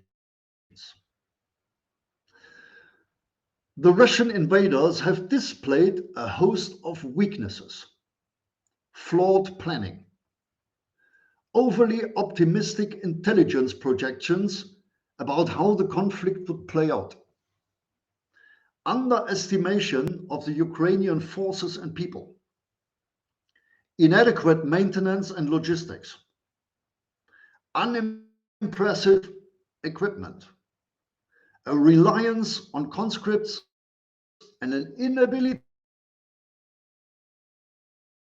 to mount effective silence. The Russians are just surprisingly unprofessional. They clearly have very poor standards when it comes to performing basic tactical tasks, such as achieving combined arms operations involving armor, infantry, engineers, artillery, and mortars. They are very poor at maintaining their vehicles and weapon systems and have abandoned many of them. They are also poor at resupply and logistical tasks. We have known for decades that the Soviet system, now the Russian system, has always lacked one of the key strengths of US and Western militaries, which is a strong, professional, non-commissioned officer corps. And part of the problem is that the Russian military has a fairly substantial percentage of conscripts. It's very hard to determine how many of them are in Ukraine. We know, and the Russian military overall, probably in the range of 20 to 25% are conscripts. And there are particularly large numbers of conscripts in a critical area, which is logistics, including drivers of trucks, fuel tankers, and soldiers in maintenance units. And when we see Russian soldiers on the screen, on TV, they are fairly young. They are almost children. And this is one of the proofs that they have inserted many conscripts in this campaign. The Russians also have found it difficult to go off-road. Their wheeled vehicles get mired in mud very quickly. The ground is not frozen the way they had hoped it would be. Even tracked vehicles performing sufficient preventive maintenance on their equipment. They also have problems in very basic tasks, such as staying dispersed. A column never closes up on a major highway where it can be spotted by a drone and hit by artillery, as was seen recently. The 40-mile traffic jam we saw outside of Kiev, this is just incompetent movement control for which normally there is a doctrine, an organizational structure, and procedures. And then it took them days just to disperse that 40-mile column into the tree cover as opposed to being out in the open. So in every single area of evaluation, the Russians, starting with their intelligence assessments and understanding of the battlefield and their adversary, and then every aspect of the campaign, all the way down to small unit operations, have proved terribly inadequate. They've also been incapable of combining what should have been a huge advantage for them, which is integrating air and ground operations together. They are not really doing true close air support, just ahead of their ground formations. Rather, they are just doing air attacks. Continued urban warfare generally will favor the Ukrainians. Such big city battles require you to take every building and clear every room. And then you have to leave forces behind in each building, or else the enemy will come behind you. So it's incredibly intensive. The Russians have no enough soldiers to do that even for Kiev, much less all of the other cities. Russian cyber warfare has also been unimpressive. The Russians have been unable to take down the Ukrainian command and control system and unable to take down President Zelensky's access to social media and the internet. In strong contrast are the Ukrainians. First of all, the Russians are fighting against a very determined, quite capable Ukrainian force that is composed of special operations, conventional forces, territorial forces, and even private citizens, all of whom are determined not to allow Russia to achieve its objectives. They are fighting for their national survival, their homeland, and their way of life. And they have the home field advantage, knowing terrain and communities. Much of the population also hate the Russians now. And that hatred is being deepened with every strike on civilian infrastructure. Not only are the Russians not winning hearts and minds, they are alienating hearts and minds. And not to forget, Ukraine receives and continues to receive massive external support. Next slide, please. Much has already been said about second and third order effects. Just let me recall our APSI conference in 2019, 3 years ago. At that time, I explained NATO's enhanced forward presence at a time when only very few expected the breakout of war in Europe. And you might recall, I talked about the international NATO forces stationed in Estonia, in Latvia, Lithuania, and in Poland. Now, NATO is more engaged than ever. Many nations undergo a change of paradigm in the field of security and defense. And my country is one of the best examples ever in this context. The price we have to pay is high, but it is still a bearable effort to maintain freedom and democracy. The free nations of this world are determined to withstand the aggressor and to break the will of the infamous leadership in the Kremlin. Resistance to malevolence must prevail, even against enormous odds, with the aid of courage, willpower, unity, and outside help. I wish to express my solidarity with the Ukrainian people in their time of difficulty, my admiration for their character, resilience, and determination, my respect for the creativity and courage of their fighters and for their president, who reminds us that leadership by example still matters. Thank you very much.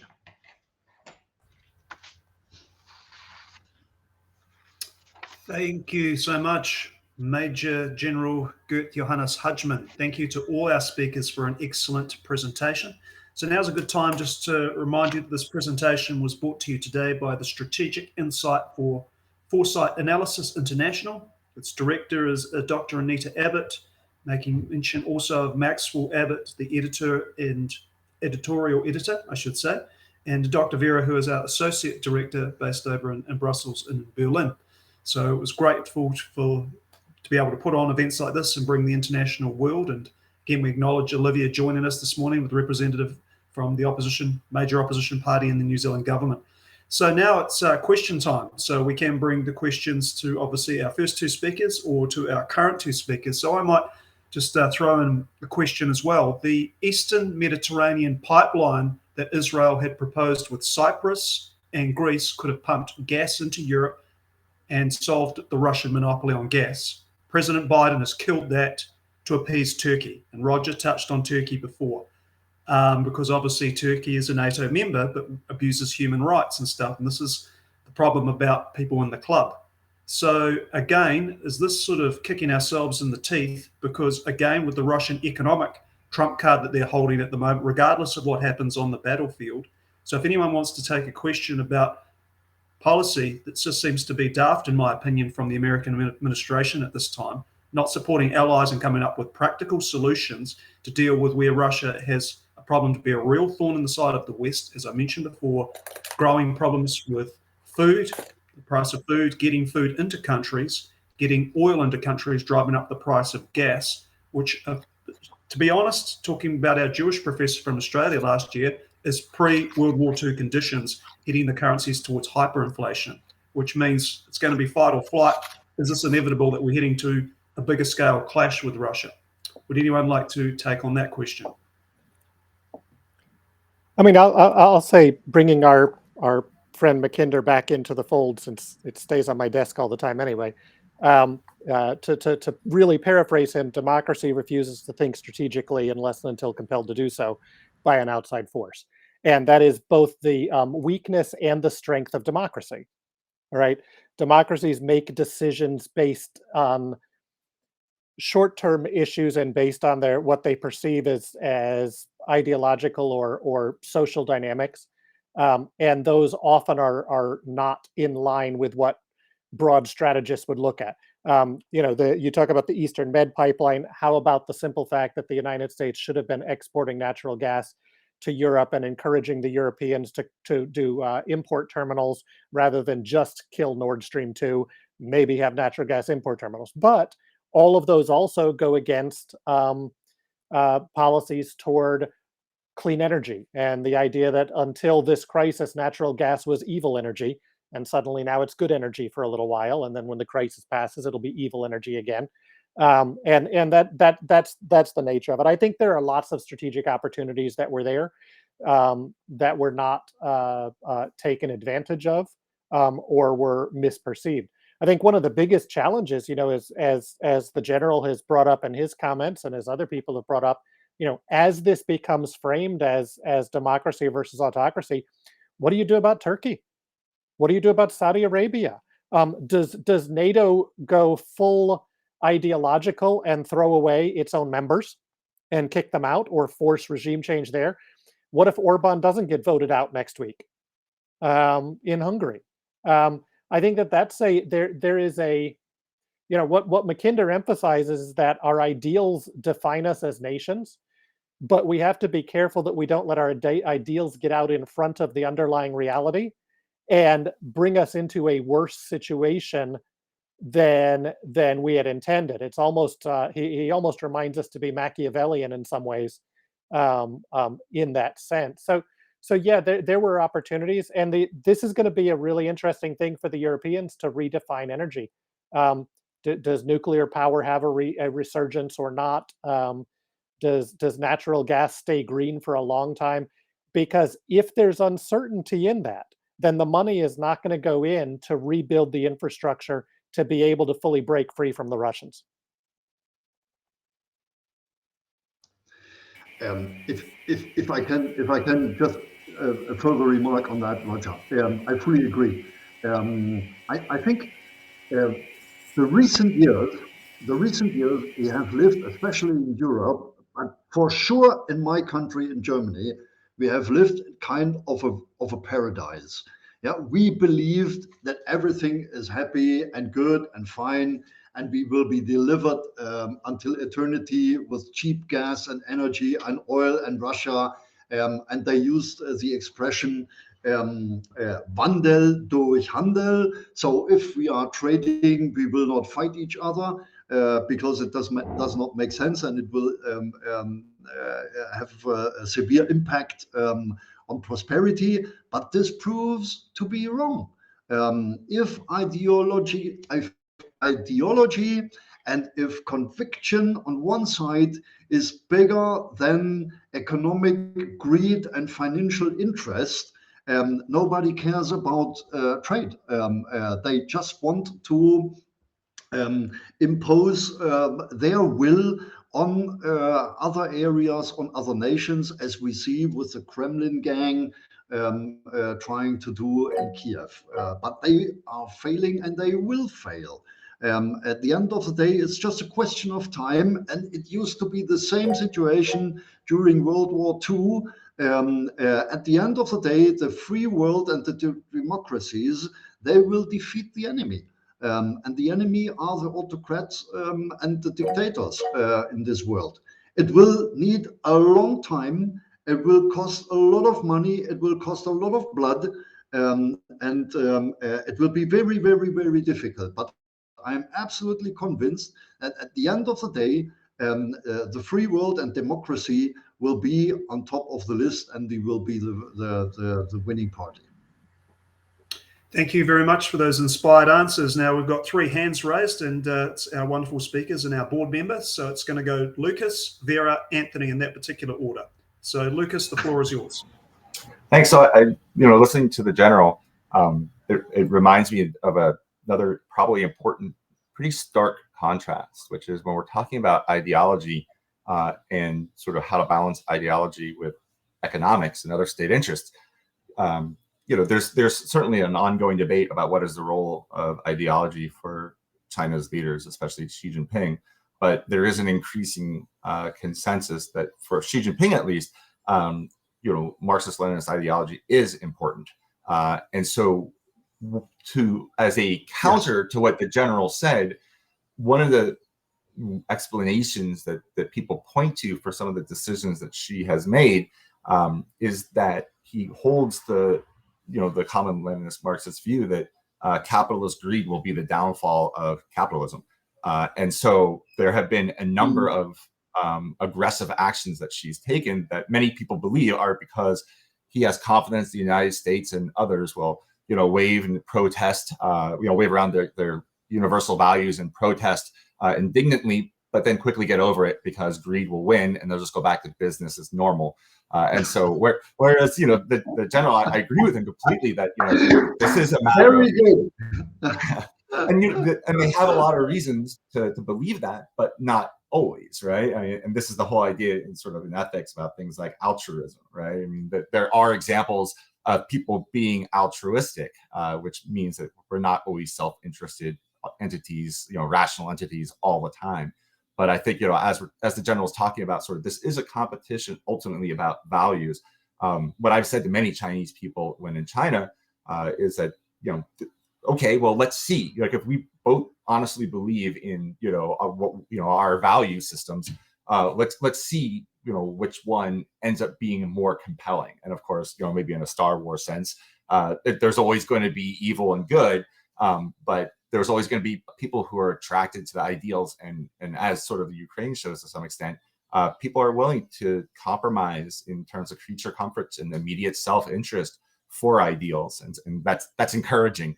And hopefully that might actually sink in with Xi Jinping, who holds a much more cynical view of Western values and its role in decision-making. Thanks.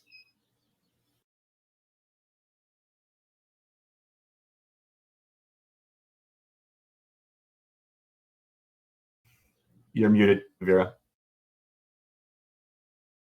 Vera, your mic. Yes, sorry, I forgot about it. So when we talk about Russia, we need to think about divergences in policies and divergences in values, because we see it every day.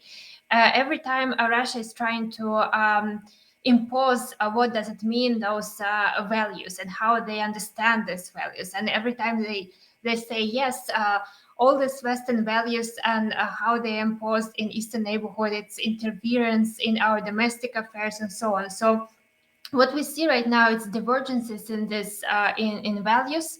And obviously we talk about the strategic area competition, and we look at also autocracies and democracies, and we need to understand that that is actually it's about ideology, but also about system, how we can change the system, how we can change this mindset.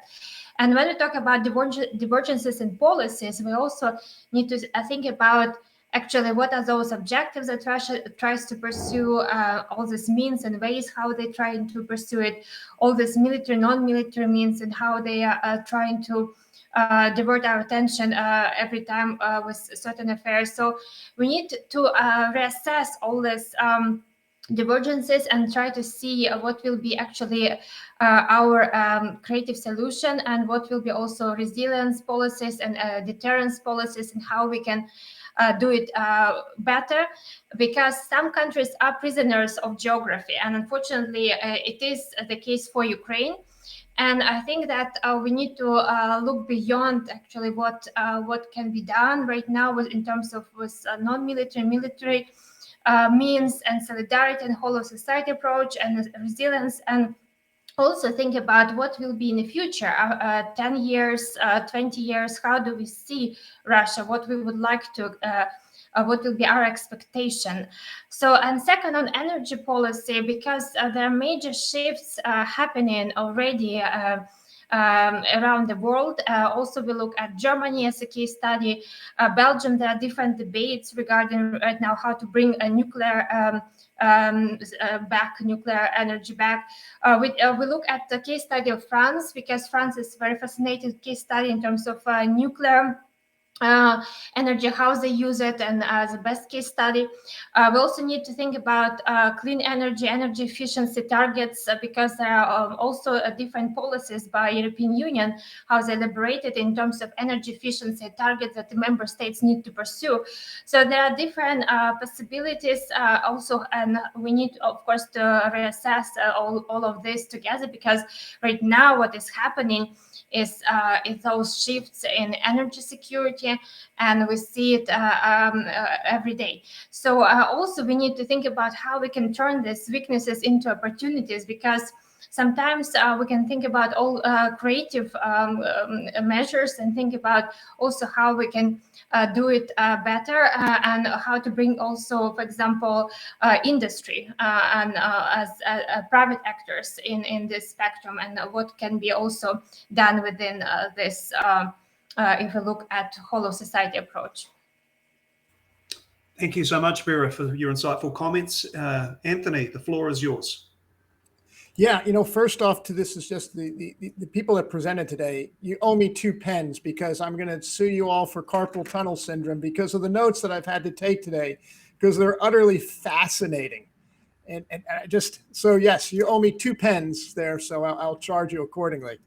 But I want to just bring some things here, and this is really to all 4 speakers because I'm still trying to process the amount of this information and coalescing it. But, I see where we all have this appreciation and love affair for Mahan, for Mackinder, but I do want to reintroduce Nicholas Spikeman.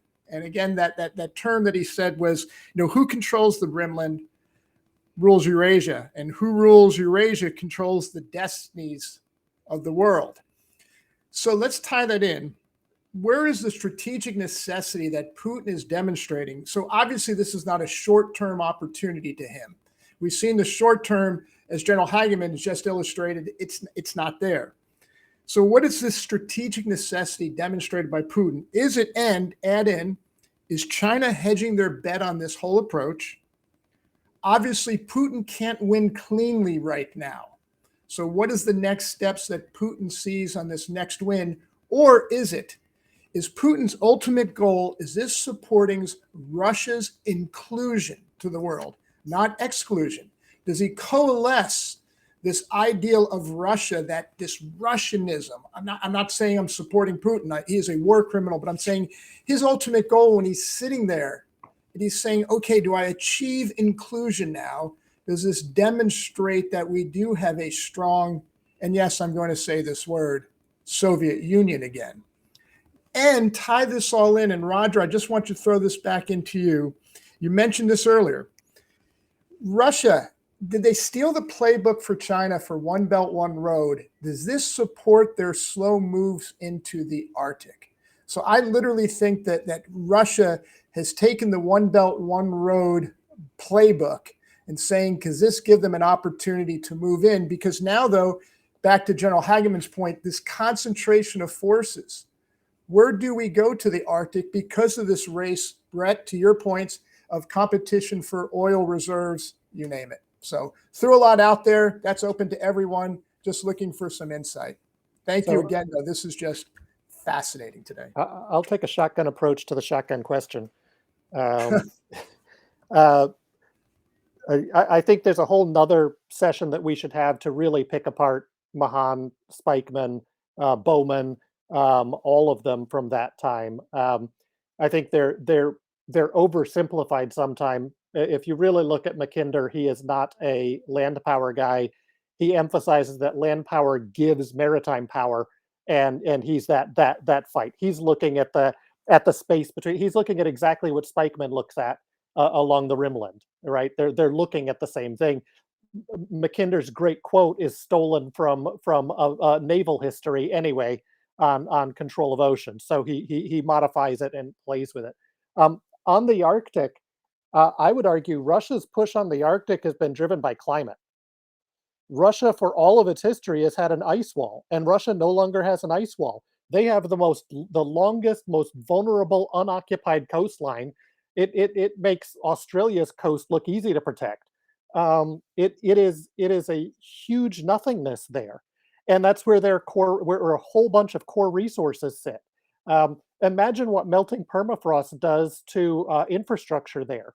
So you can access things, but now you've got to be able to get there.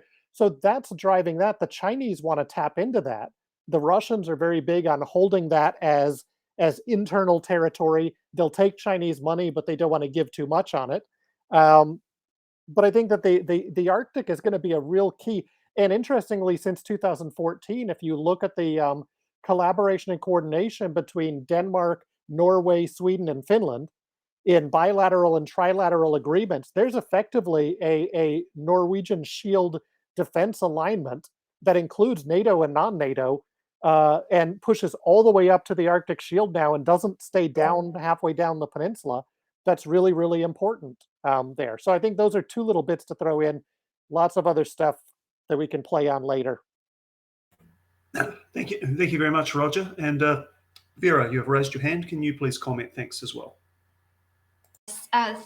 Thank you for this wonderful question. And there are many actually facets in this question, because if we talk about power competition, of course, Russia would like to be seen as powerful actor. So it's about, of course, a global power, not to be seen as regional power, but as a global power. So if we look at, of course, a shift of and power projection, Eastern neighborhood is the major focal point. So we understand that Eastern all these countries, Eastern Partnership countries, Armenia, Azerbaijan, Belarus, Moldova, Georgia, Ukraine, they're at focal point. But we also need to think about beyond of this. And when I try to, for example, assess all this language rhetorics and what Russia is trying to right now.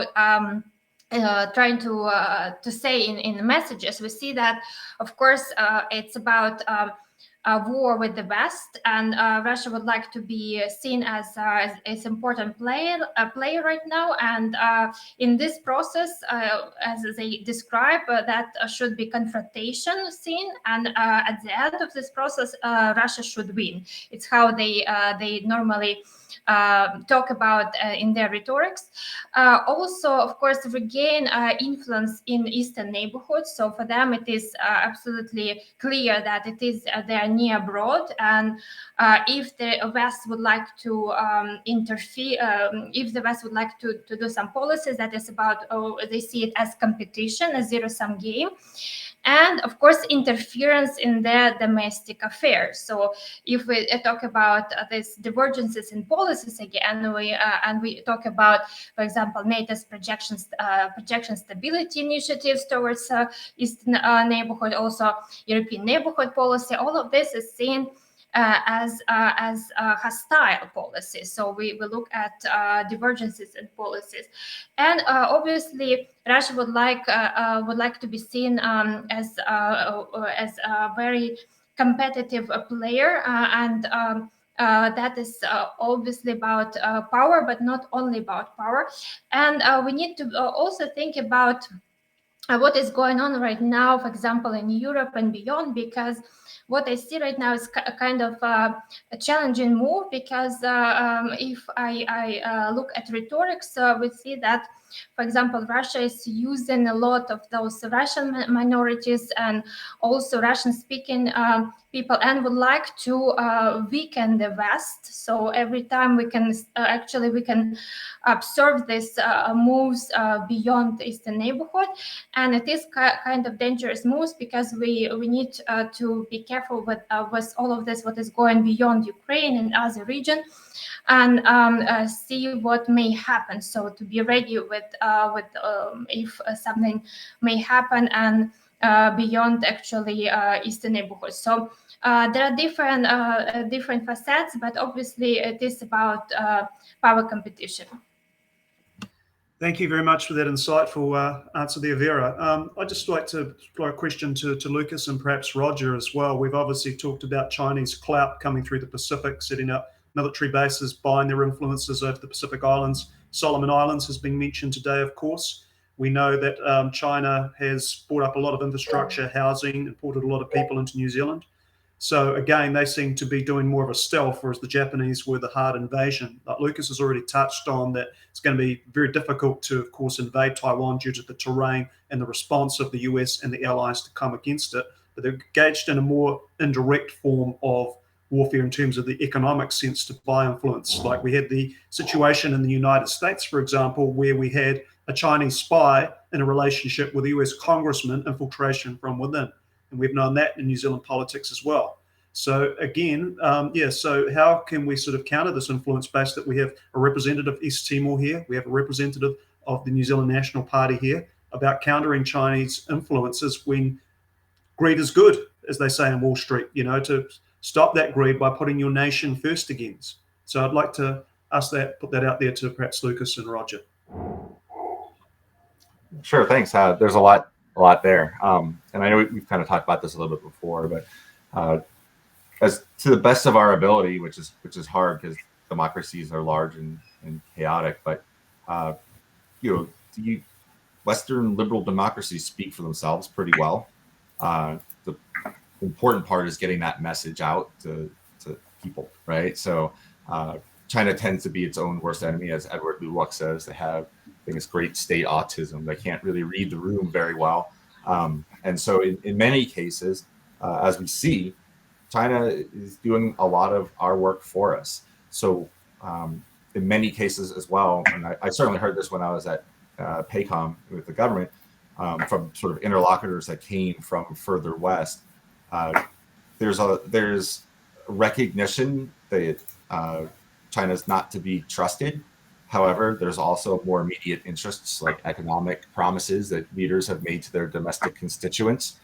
And so sort of helping those countries understand the risks and dangers to Chinese offers, and not being a blanket China's bad and wrong for everything, because that will discredit our message. So there are times where what China does may be the best deal that can be offered to these other countries. And if the other countries that are competing with China can't offer something better, and the risks, the broader risks are low, there's something to be said about recognizing nuance and context, and showing the people that we're trying to sort of influence that we're not just sort of rabid in our views about competition. There is room for cooperation.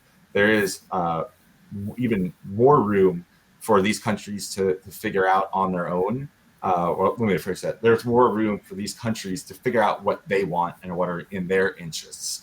We should be there to help them, to provide information, and to do so in a way that promotes trust. And there's the United States government, the DoD, has 5 regional centers that are sort of part of the DoD's sort of soft power diplomacy that seeks to do just that. One of them is here. It's the Asia Pacific Center for Security Studies. It used to fall under PACOM. It now falls under the Defense Security Cooperation Agency. And since it's downtown and there's a lot of interaction, I talk to them a lot.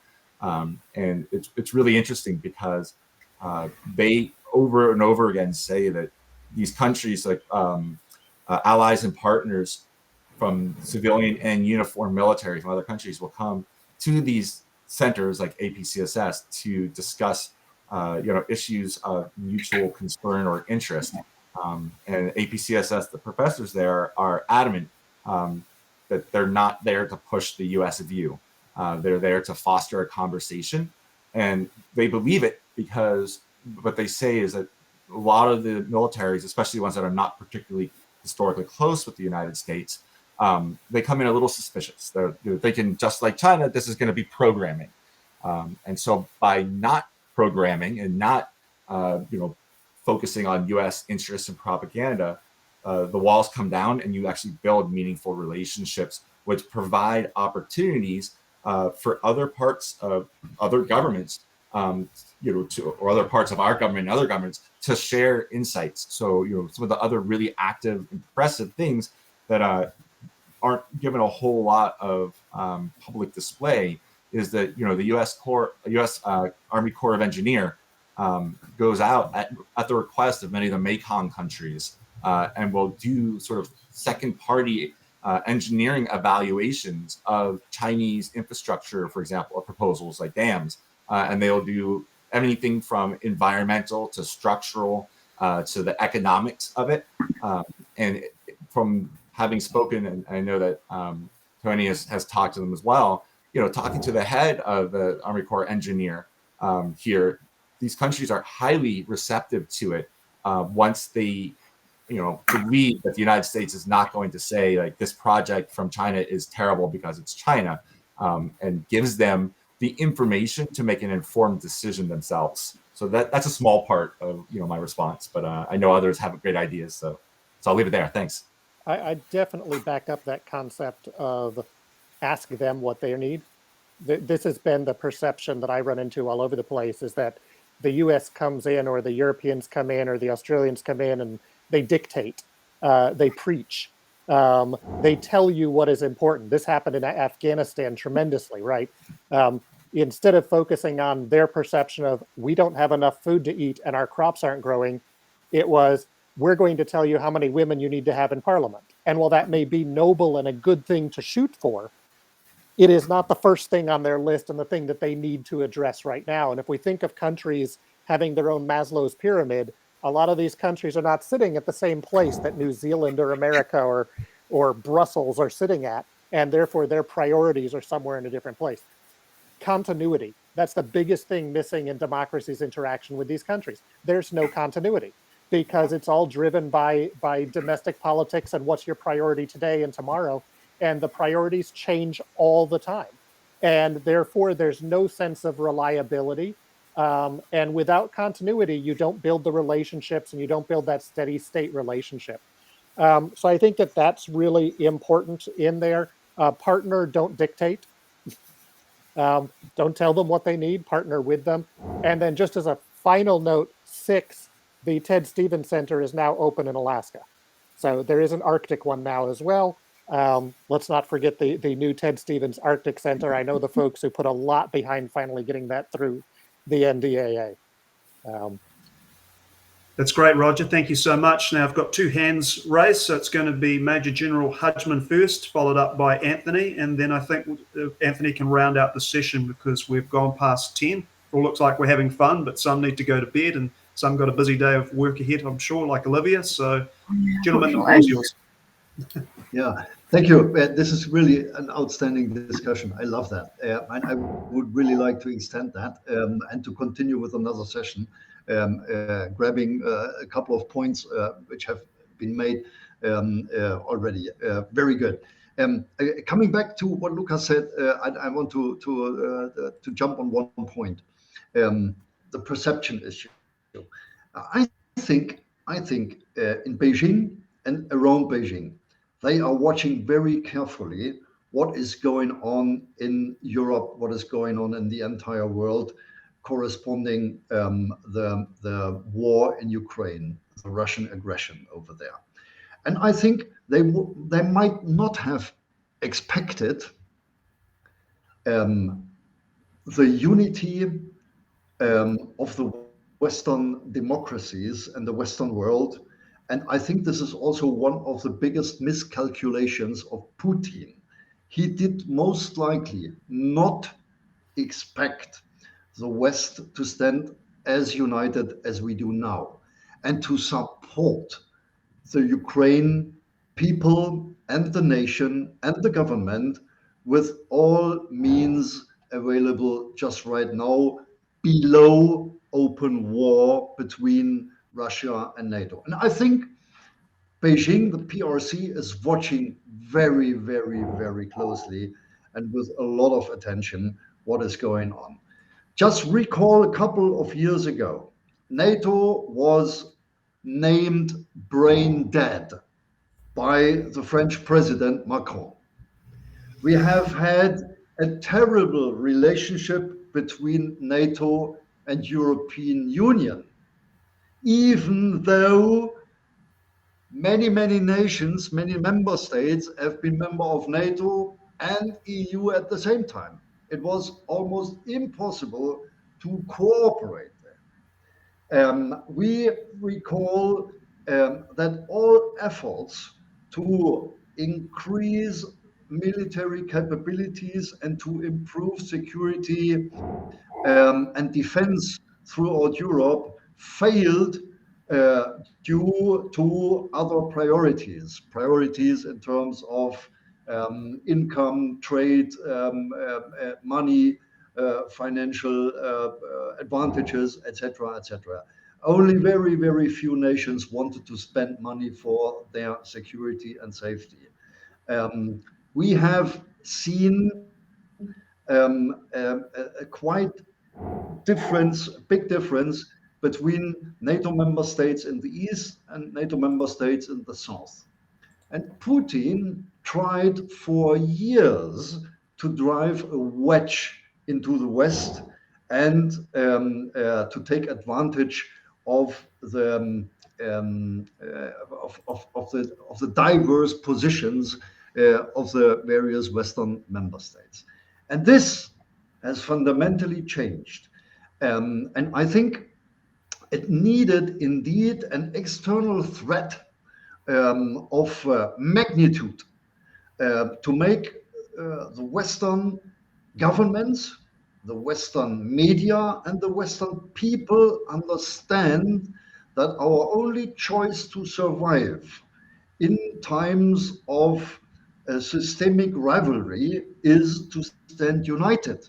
And this is something we want to achieve right now. This does not mean that we live always in a conflict situation with either Russia or China or Brazil or you name it. No, we want to cooperate, but we have to have a position of strength and not a position of greed, which we have had during the last years. And this was one of our mistakes, and we have to pay a high price. The highest price, by the way, have to pay our Ukrainian friends just right now. And this is something, this is a shame for all of us. We should have done much better to prevent them to be attacked, tortured as they are just right now. I think, and I'm convinced, as I said earlier, that if we stand united, if we fight for our values, then we can also overcome the big disadvantages Roger just mentioned, that we live with our governments in a very short-term perspective with, let's say, almost 4 years change of governments, 4-year change of policies, and all that, due to our parliamentary system, to elections, etc., etc. Yes, true. This is a fundamental challenge, but we have to face it and we have to overcome it. This is our only choice. Thanks. Thank you very much, Major General Hodgman. And I'm just about to hand the field over to Sergeant Major Anthony Spadero to round things up. I just would like to make mention of our next event. It's going to be on May the 5th, New Zealand time. So May the 4th for a lot of you overseas.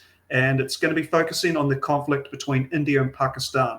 Obviously, one's a major exporter of terrorism. India is becoming a global superpower and is being courted by all sides. So it's going to be a very fascinating discussion. And we've got 3 really good speakers there that will look at the lawfare aspect, what's going on, the collapsing peace process, and it will be a different angle to what we've discussed today. So without further ado, to wrap things up, Major General Anthony Spadaro. Hey, Brett, thank you again. And, but first off, to everyone, could give a quick round of applause to these fantastic speakers today, from Roger to Vera to Lucas and General Hageman. I mean, literally, wow. And if you can, for the 4 speakers, could you go to the chat function and just put your contact information? I'm sure there's some follow-up questions that all would like to maybe pursue with you or go into detail. I mean, every time we go over, and I think it's a good thing that we always go over our time. Some people don't like that, but I think it's a good thing because it just shows the interest, the depth of knowledge, and what is being shared. But for the 4 speakers, you've been stalwarts of everything that APSI is trying to achieve. Your contributions are really immeasurable, and literally we cannot thank you enough, because every time we call you up, it's fantastic. So again, thank you.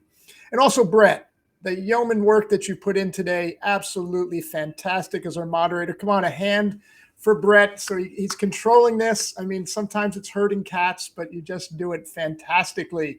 So Brett, shalom, brother. Thank you. There's a couple other people behind the scenes that made this happen today. So now you notice we have this new platform. It's working for Tej, for Chizzy, for the rest of the crew from APSI for making that happen. We can't thank you enough. But folks, really, why are we here today? And she's going to probably kill me because I'm going to say this, but it's all about Dr. Anita Abbott and literally our patroness of what she's driving. She's achieved this dream of APSI, how we're now growing and growing. And the best part, if you could just let us keep going with Anita's dream, is that tell your friends, tell others to get involved with APSI. Now, one thing we're doing with Dr. Abbott's vision, and Vera, thank you for this, because now we do have something coming up. So this is a plug. we do have our strategic collective training program that'll be coming on in July. So if you know of anyone that wants to get with something that I'm going to call game changing, strategic awareness changing, literally mind blowing awareness of what is going on. This is an APSI initiative that we're starting. It's going to be a purely academic program. But if you go to our site at apsisummit.com, you'll see our strategic collective training program. Vera is the head of this for us right now. And if you could encourage participation, we'd be very grateful. But I'm all looking forward to seeing everyone again, the 5th of May in New Zealand for our Kiwi brethren, but for everyone else in the rest of the world and the globe, the 4th of May. I think, Brett, we're doing it at what, 2 o'clock at New Zealand time, 2 p.m., if I'm right. But you could go to our website. Please get to the website. But the speakers, I salute you all. And again, you owe me 2 pens. Thank you all.